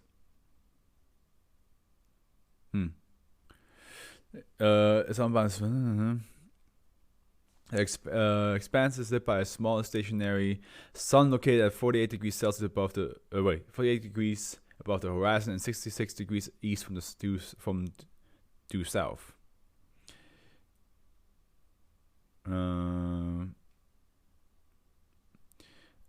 Heating it to a constant 26 degrees Celsius. These measurements remain the same no matter how far or in what direction one travels.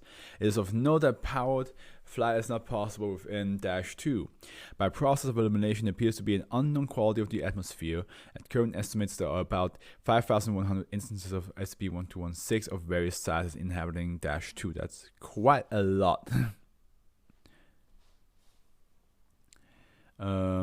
SCP-1216 typically skull around the expanse in random patterns on a constant basis. Pieces of man-made scrap metal, ranging from nuts and bolts to the chassis of heavy construction machinery, emerge from the sand and are consumed by SCP-1216 through turbine suction.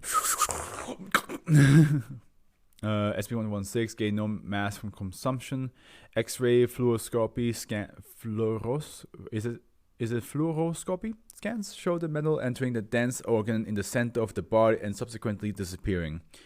SCP-1216 are able to communicate with one another through flexing the antennae and tapping their beryllium bronze spheres together in rhythmic patterns.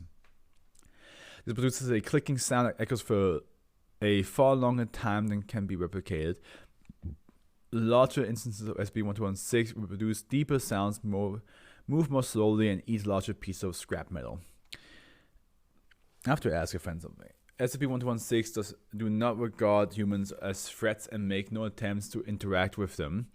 SCP-1216 that were deliberately assaulted by D-Class test subject had no significant reaction, took no action against D-Class. When scrap metal was taken from SCP-1216, as they were about to consume it, they lost interest and found other pieces. Several instances of SCP-1216 has been successfully captured and transported into Site-144, and dissected with no resistance offered by the individual of the group.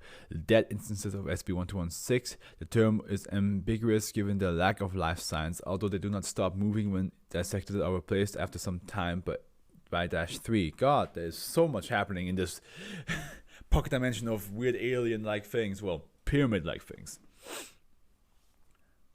What if a pyramid head is just wearing one of these guys? It's not actually like a metallic shaped, helmet. It's just one of these creatures that just sucked a human and then just became that. The main features of SB12 is -3, a 400-meter tall pyramid composed of the same protein as the instances of SB1216, and with the same proportions. Aperitorically, wait, how the fuck do you say this?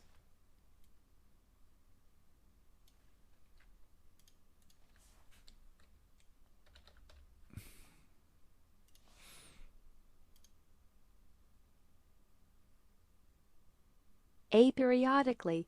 Aperiodically, okay. Oh, so periodically, but aperiod. Okay, I did not think about that. Aperiodically, -3 will slowly excrete instances of SB1216 from its surface. These will stay at the same size at which they were created. -3 is wholly impenetrable to all scans. It remains cool despite being in perpetual sunlight. -2 is accessible through an irregularly shaped portal. -1, about 1.3 meters wide and 2.5 meters tall, is in a broken section of concrete wall. In the first floor of a parking structure in Lenox, Massachusetts. Its existence was first noticed shortly after Lenox was affected by the 2011 Virginia earthquake.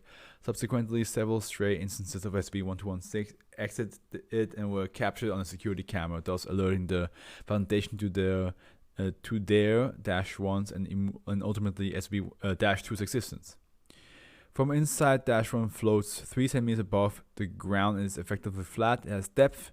Its inner edge is made out of concrete wall, but it is only visible when facing its openings and cannot be seen from the back, even though the non-visible side feels like a solid barrier. Likewise, on the other side of the concrete wall, the hole simply allows one-way side, but not passage through it.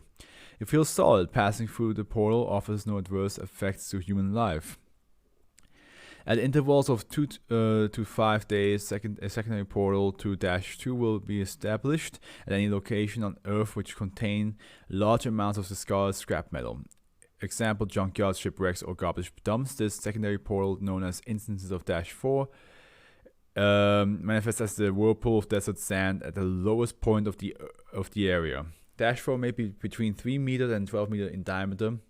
All solid unsecured matter within a range of twice the diameter is then sucked into -4, although emerging in the extra-dimensional space.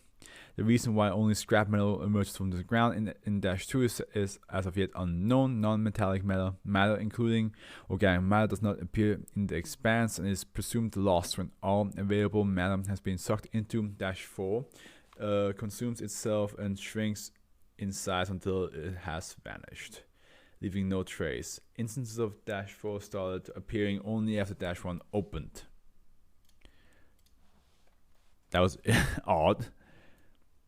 So there's a whole civilization of pyramids walking around.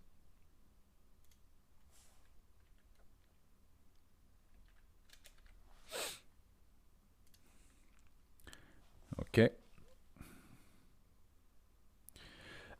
An office complex. Isn't like a office complex when like it's not a real thing where like it probably is where like you have like multiple cubicles and all that stuff.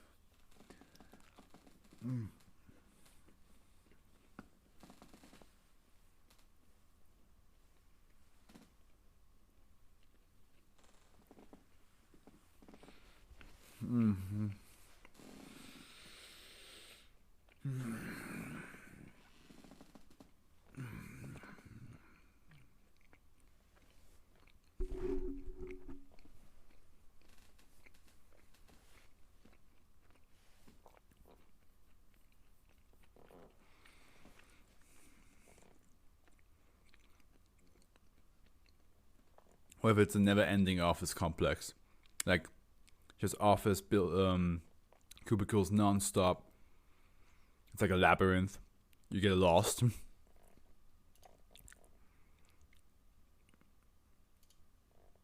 Okay.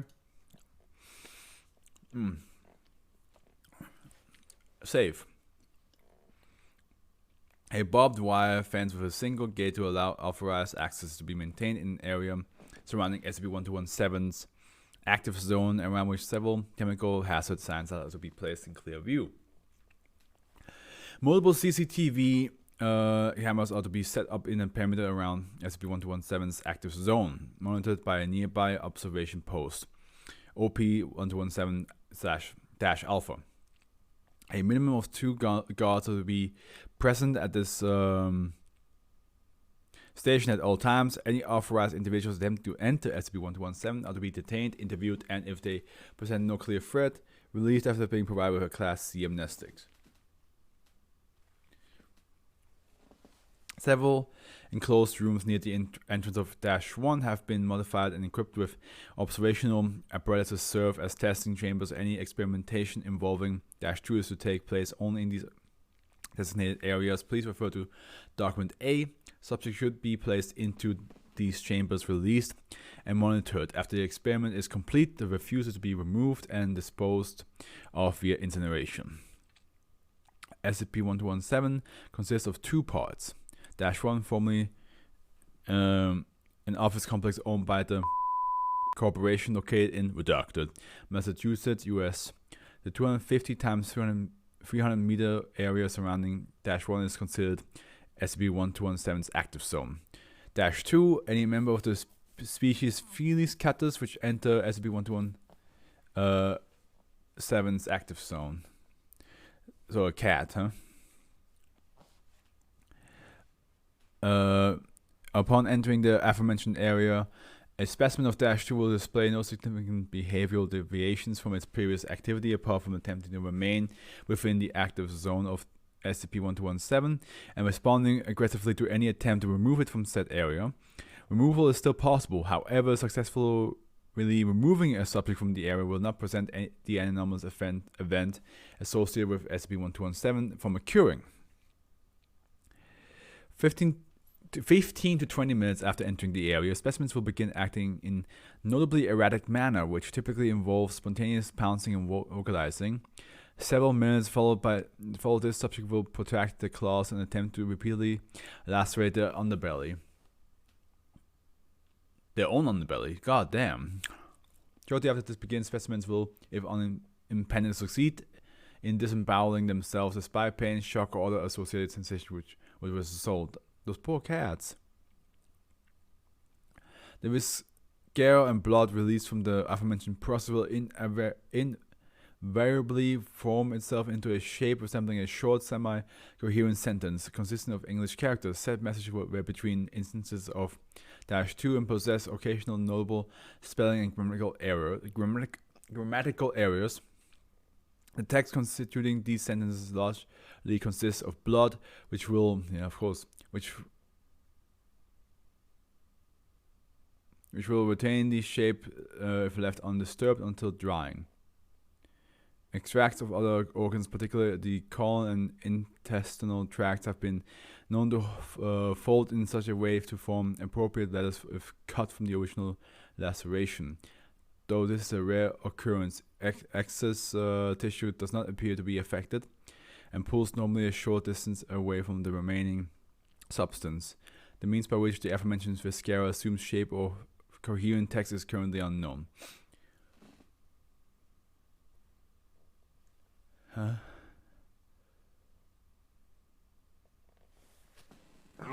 Man, that was took a while to come. The anomalous properties of SCP-1217 came to the attention of the Foundation in 2005, when a stray cat entered its active zone before initiating expected behavior in front of several employees. The building was then transferred into Foundation possession. Relevant witnesses were administered Class B amnestics, and a cover story regarding the discovery and continued removal of asbestos within the building was released.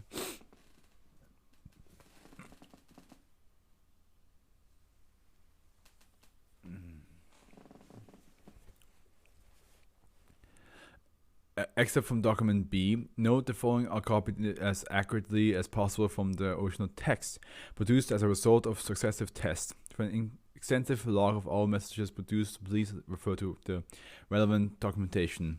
Test, and I'm just going to beep once because all the tests are beeps. So we have is 3 it. We have why can't it.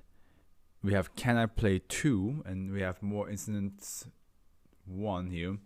Between tests 13 and 19, the test produced by SCP-1217 began deviating significantly from its previous established pattern as follows. Test 12 till 19. What happens new? I'm sick of this. I'm sick of making them talk. I want to stop for now. Stop it. Stop. Stop. Stop. So whatever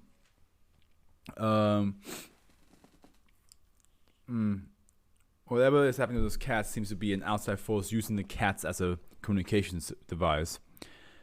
Because it's trying to say, stop sending cats in, because I'm sick of making them talk. As in, like, I'm sick of making the cats talk or something like that.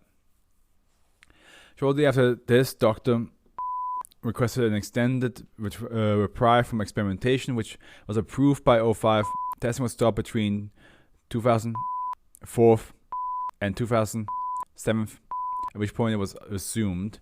The resulting text appears to be consistent with the usual pattern of that produced by SCP-1217.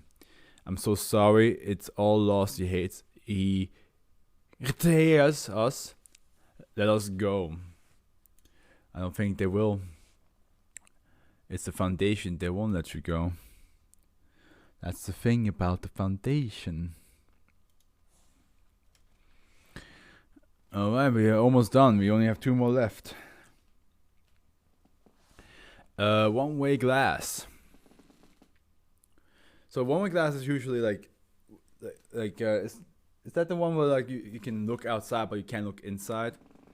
So what if that's the same case, but instead of outside we talk about realities? What if something can look in? What if you can look into a reality that's not yours, but they don't realize you're there?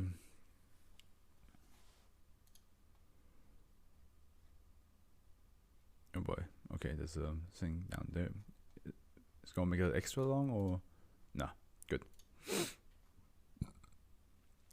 Safe. All instances of -1 are to be kept within specially fitted crates in protected storage wing L3 and Site 28. Most instances of SCP-1218-1 are fragile and care should be taken when retrieving, transporting, and storing them. Due to the potential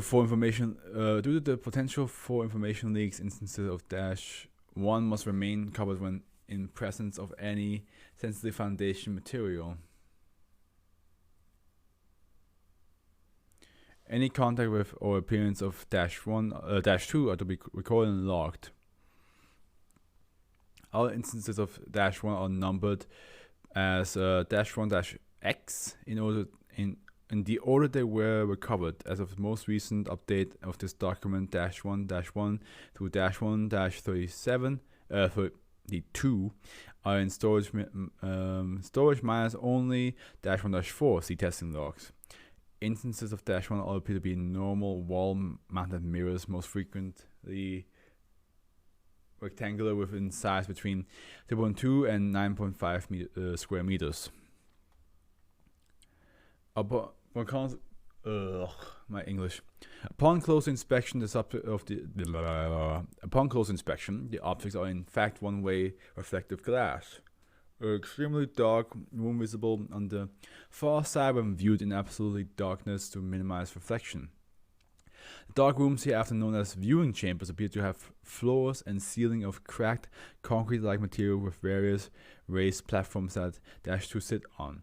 There are no side walls visible, with viewing distances tapering off quickly into darkness. Each mirror appears to link to a unique viewing chamber sharing the same characteristics. -2 refers to the group of creatures between 1.5 and 1.9 meters tall that are frequently visible in the view of the chamber.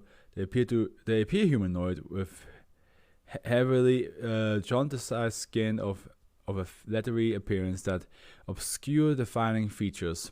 Each creature has 4 wounds on its head, holes ringed in the torn flesh that are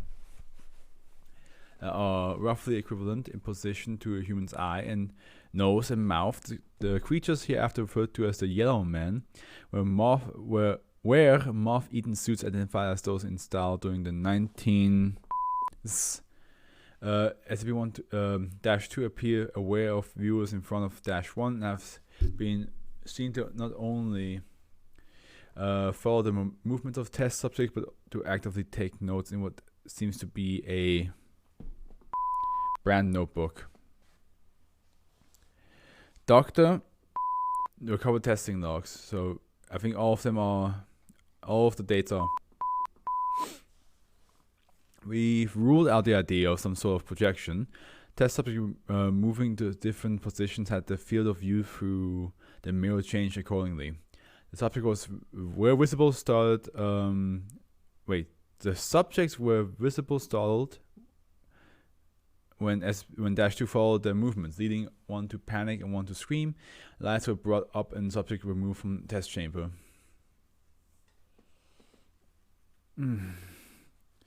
It appears that at a light level below one logs test subject start to become uneasy around dash 1. They describe either the feeling of being watched or if the room being larger than it appears.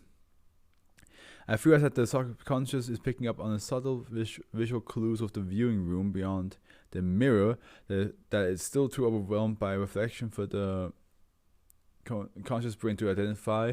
I have rigged up the testing room with hidden low light cameras which are able to pick up just enough to light to make their tapes worthwhile for repeat studies.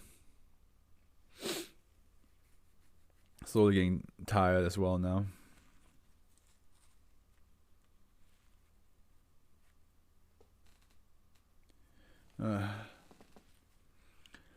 Continued testing on multiple instances of dash 1 suggests that each is linked to a separate room, though the number of viewing dash 2 changes, suggesting that they may enter and leave the rooms throughout the day. Also of note, it appears that the primary mode of lighting that allows the viewing room to be seen is the ember of cigarettes.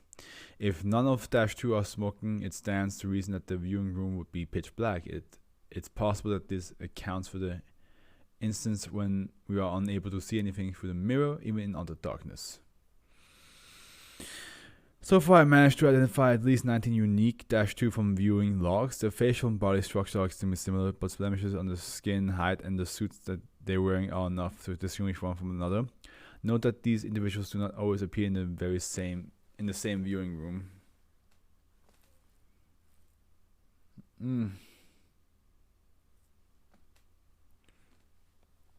Testing on D-class subjects so far has found no adverse effects from exposure to dash 1 or dash 2. I have therefore decided that it is safe for my assistant and I to perform tests directly. There's a extra part at the end, isn't there? Yeah. Given the quantity of dash 1s we received, I have approved testing to try breaking on to see if it retains its effects. Shattering an instance of dash 1 does cause it to cease displaying any anomalous effects, however reduced, like rotting through, which will quickly dissipate. One of my assistants came to me today with something I had missed in the early experiments. She knows that when subject D902 screamed in fright, one of the yellow men stepped back suddenly as if startled. I wonder if perhaps someone might connect these locations as well. I've added laser microphone to the complement of recording devices trained on dash 1-5. We picked up the following anomalous sound. See audio log summary. Dash 2. Oh god. I can feel my eyes not wanting to read anymore. Dash 2 continues to intrigue me. They respond to my action as if they can see me clearly, though personally I don't know how they can see anything. The low light has made it impossible to determine as of yet if there are in fact eyes beneath those shredded sockets.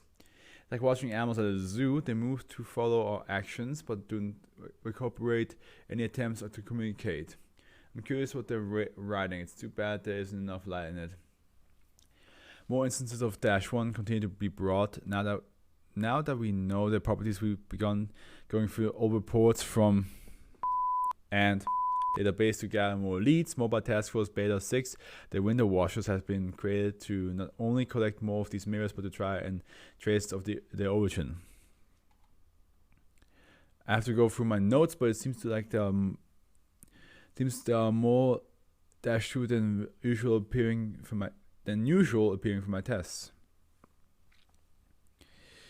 We have 26 instances of -1 in storage as of this date, having exhausted pre-existing leads. I worry that given the difficulty in noticing the effects, that there could be many out there. I know there are more now. The most recent test had over 10 of them. Watching. I don't like this. I've taken the testing tapes home but redacted. I'm going to pore over every frame till I find something of use. I spent the last 3 nights poring over the tapes. I think the lack of sleep is getting to me. I was walking past the mirror in the hallway, H7 today, and I could have sworn I saw something looking out at me.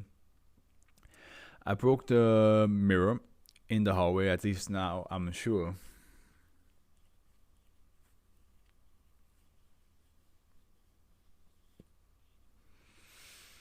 I figured it out. I should have been looking closer at the details on the redacted. I'm not sure, but I might know where and what they are. End of record. See incident H1218-A. Log. The following notices were picked up by the laser microphone over a 7-day period. Sound analysis software has been used to identify the most likely source for each sound, as well as the likelihood of accuracy and the number of times it occurred. Footsteps, socks, 99%, coincided with movements of test subject. Footsteps, loafers, 95%, usually coincided with movement of -2. Dripping water, 99% continual. Animal noise, cat purr, 80% frequent. Running water, faucet, 92%, 42. Chewing gum, human adult, 12%, 40. Voices, adult, unintelligible, 80%, 30. Falling item, rubber tubing, 40%, 29. Running water, shower, 90%, 13. Machinery, forklift, 87%, 12. Voices, children, unintelligible, 85%, 11. Snoring, adult, 97%, 7. Redacted. Laughter, children, 93%, 2. Siren, ambulance, 92%, 2. SCP, 64%, 1.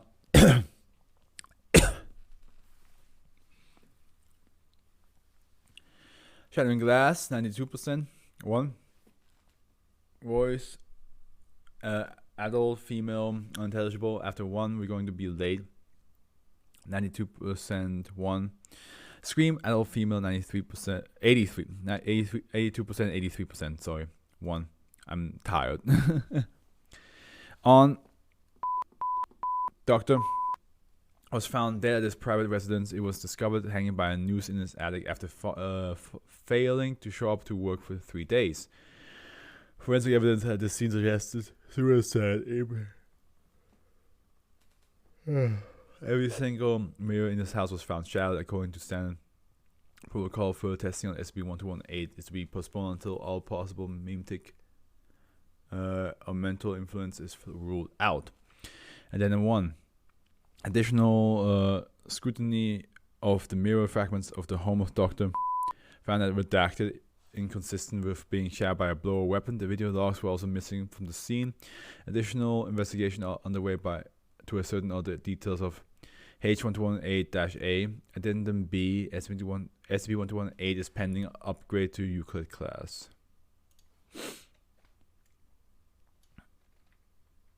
Creepy.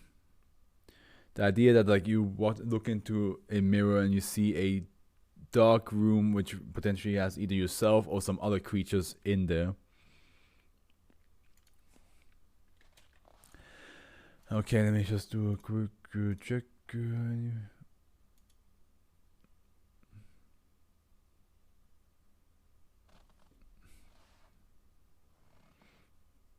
Come on. Okay.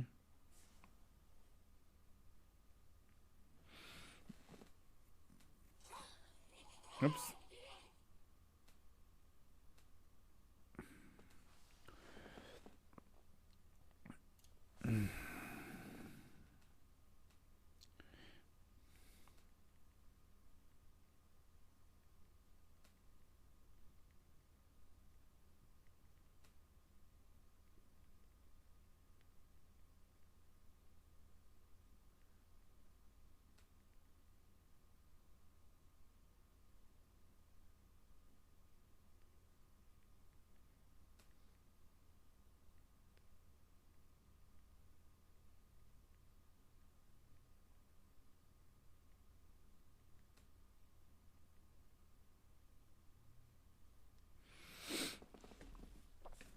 Oh, we have Aladdin singing right now. That's nice.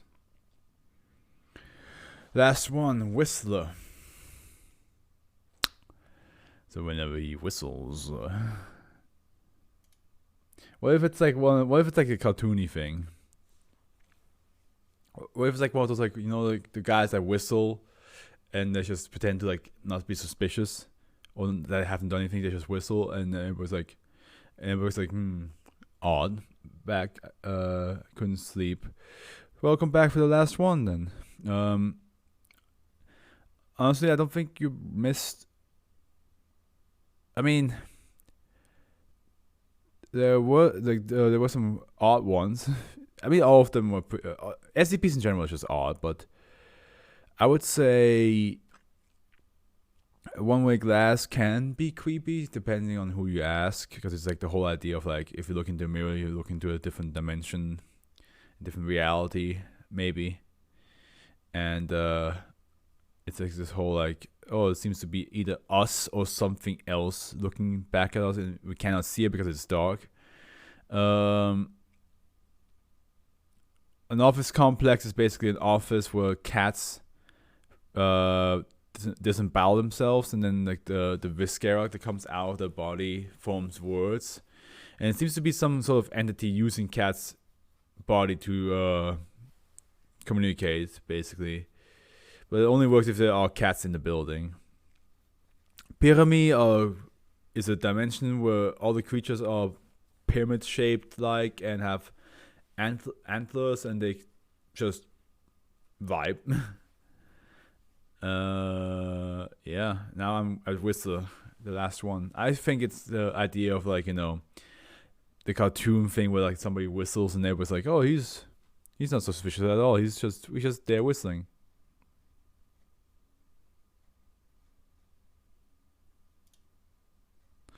Yeah, that seems good amount. Okay, I'm also super tired, so my reading is falling apart and the energy is falling down. Euclid, SB1219 is to be contained within a sealed area, minimum size 2 meters cubed, max size 5 meter cubed. Is that two? No, that's no, it is cubed. Yeah, it is cubed. In complete darkness, light level greater than 0.0001 lux. Situated at least 1 kilometer from any other occupied dark area, this chamber should be outfitted with overhead lighting controlled by an external switch. As of SCP-1219 is housed at storage site. Personnel entering the darkened containment area for testing purposes must refrain from vocal utterances unless otherwise instructed by research staff. The entity or event labeled SCP-1219 may manifest at any time within a sufficiently dark area of a suitable size determined to be minimum 2 meter cubed, maximum unknown, provided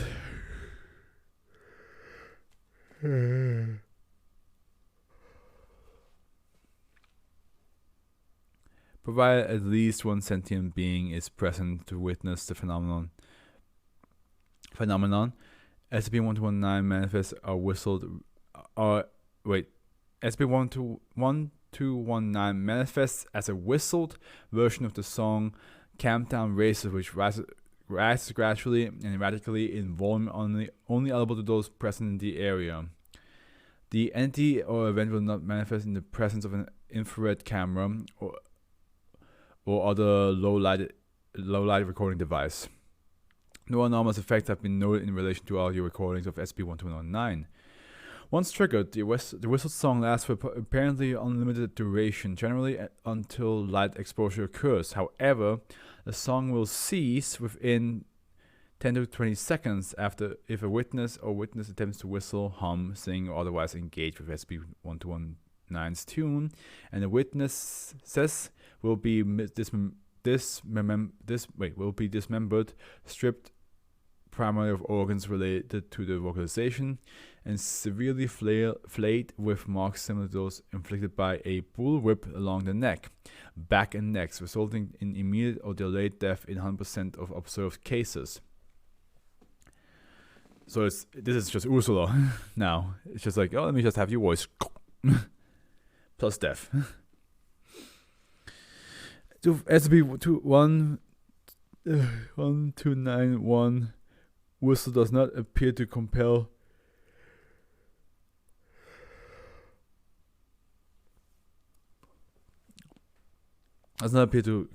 disengagement. Dismembering or inflating occurs rapidly and cannot be prevented by the introduction of light to the containment chamber.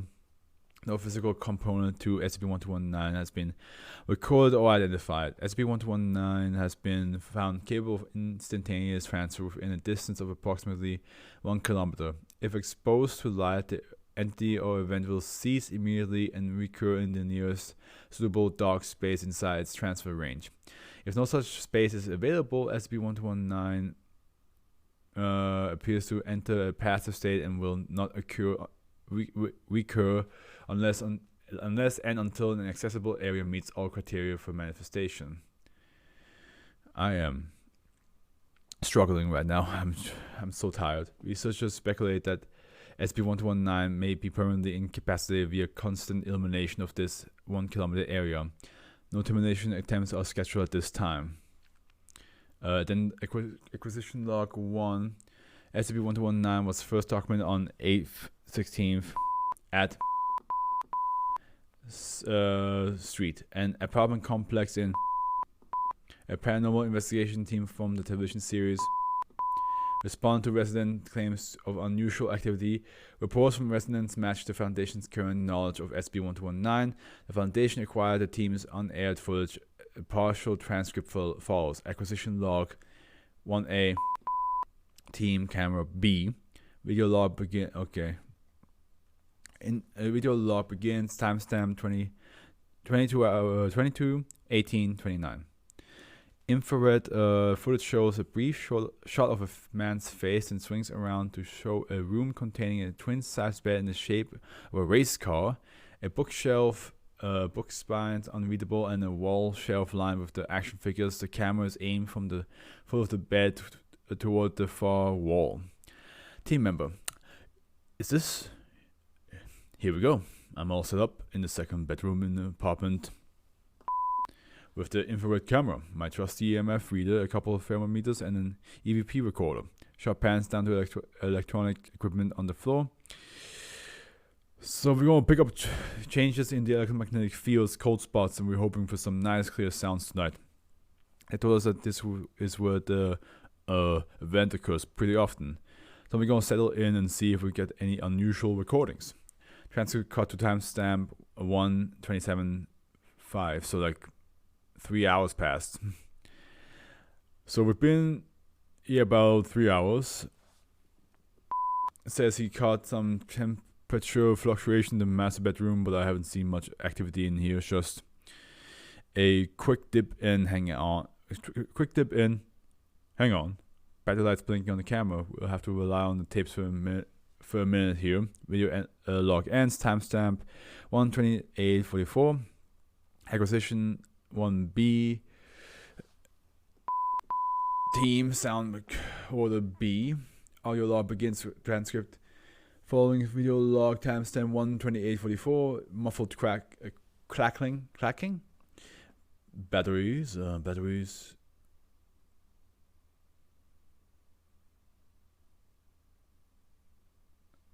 Okay. Shit. Unintelligible vocalization. Researchers know volume increase in audio filter unacquired tapes show that the entity or event manifests at approximately 1:28:45 with fluctuation.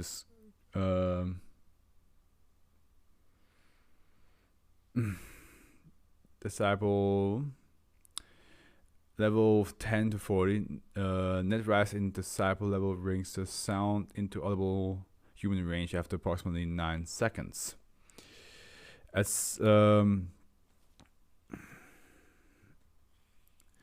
second chorus team member, begin humming. Captain raises slightly off key. Decibel range 44 to 50.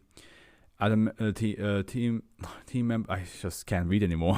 I'm so fucking done. My body just wants to sleep. Team member blank ceases humming SCP-1219 and heard clearly against ambient sound. Team member calls. Are you? Ceases loud SCP-1219 ceases loud clatter. Unintelligible scream. Heavy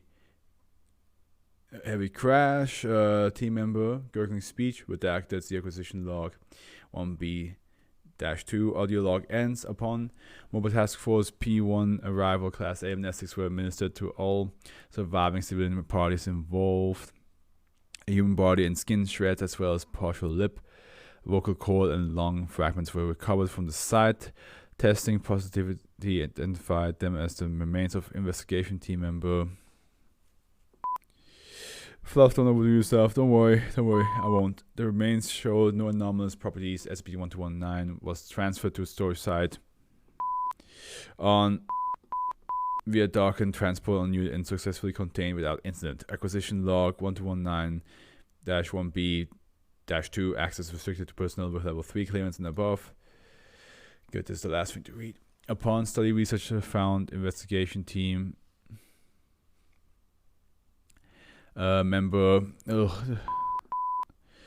initially unintelligible final words would be coherent if hampered by SCP-1219's effect. All full transcript of acquisition log 1219-B follows. Audio log begins. Transcript video following video log timestamp 128:44. Muffled cracking. Batteries. Wait, this is the same thing, isn't it? Batteries. Approximately 9 seconds. Humming. Captain races slightly off key. Also, the only thing is here it says gurgling speech redacted, and here it says gurgling speech. Sorry, I'm so sorry, so unintelligible. So okay, so they basically add this part here. Luckily, I realized that. Otherwise, I would have been like sluggishly trying to like read through this. Transcript redacted on. After all, Class D experimental subjects exposed to SCP-1219 effects made similar final utterances for reasons unknown. All D-class subjects expired prior to full interrogation, further testing, and background investigation of SCP-1219 recommended. And that's the end. Now, all we gotta do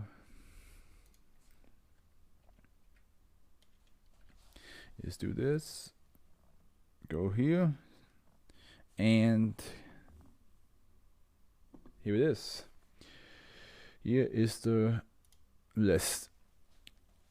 So Orphan Catapult, I think it's pretty insane, the idea of a catapult that just walks by itself, talks by, well, it doesn't talk, does make cat noises for some reason, purrs like a cat, and it just looks around for anything it can toss that is mammalian, mammals.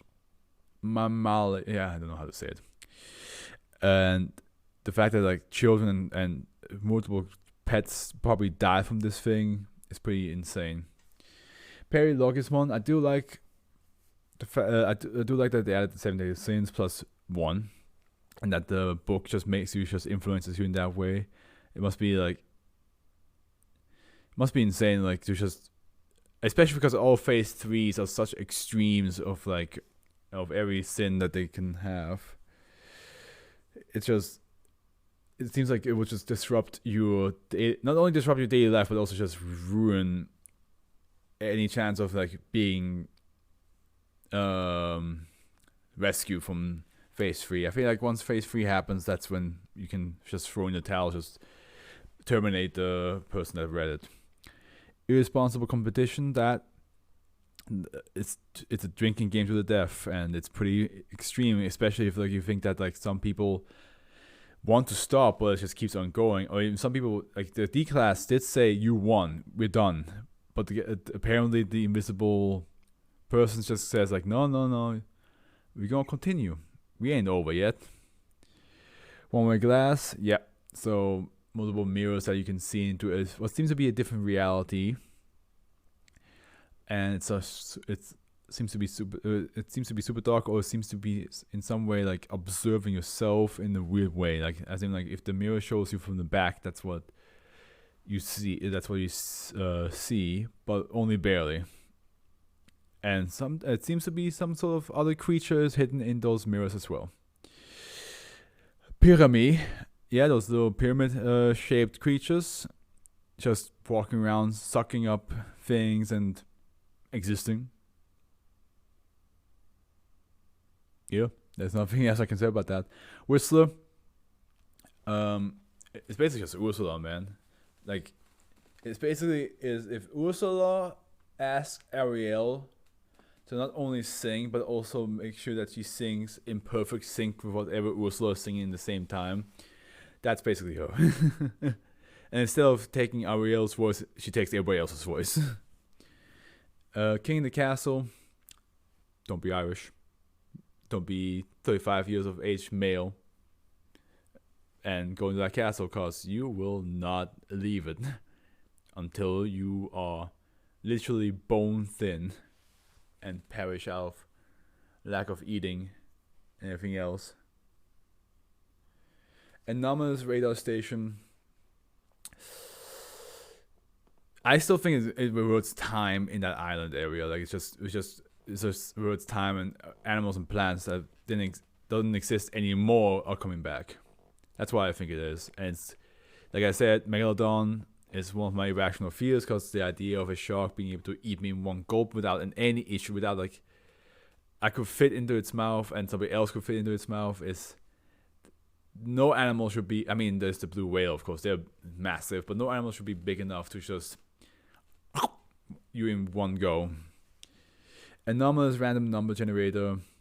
I think what really hits off. What really makes me like this one is the end part where it says like, oh, you got your spot memory, like we traced you, and we go now do to you what you did to us. Which is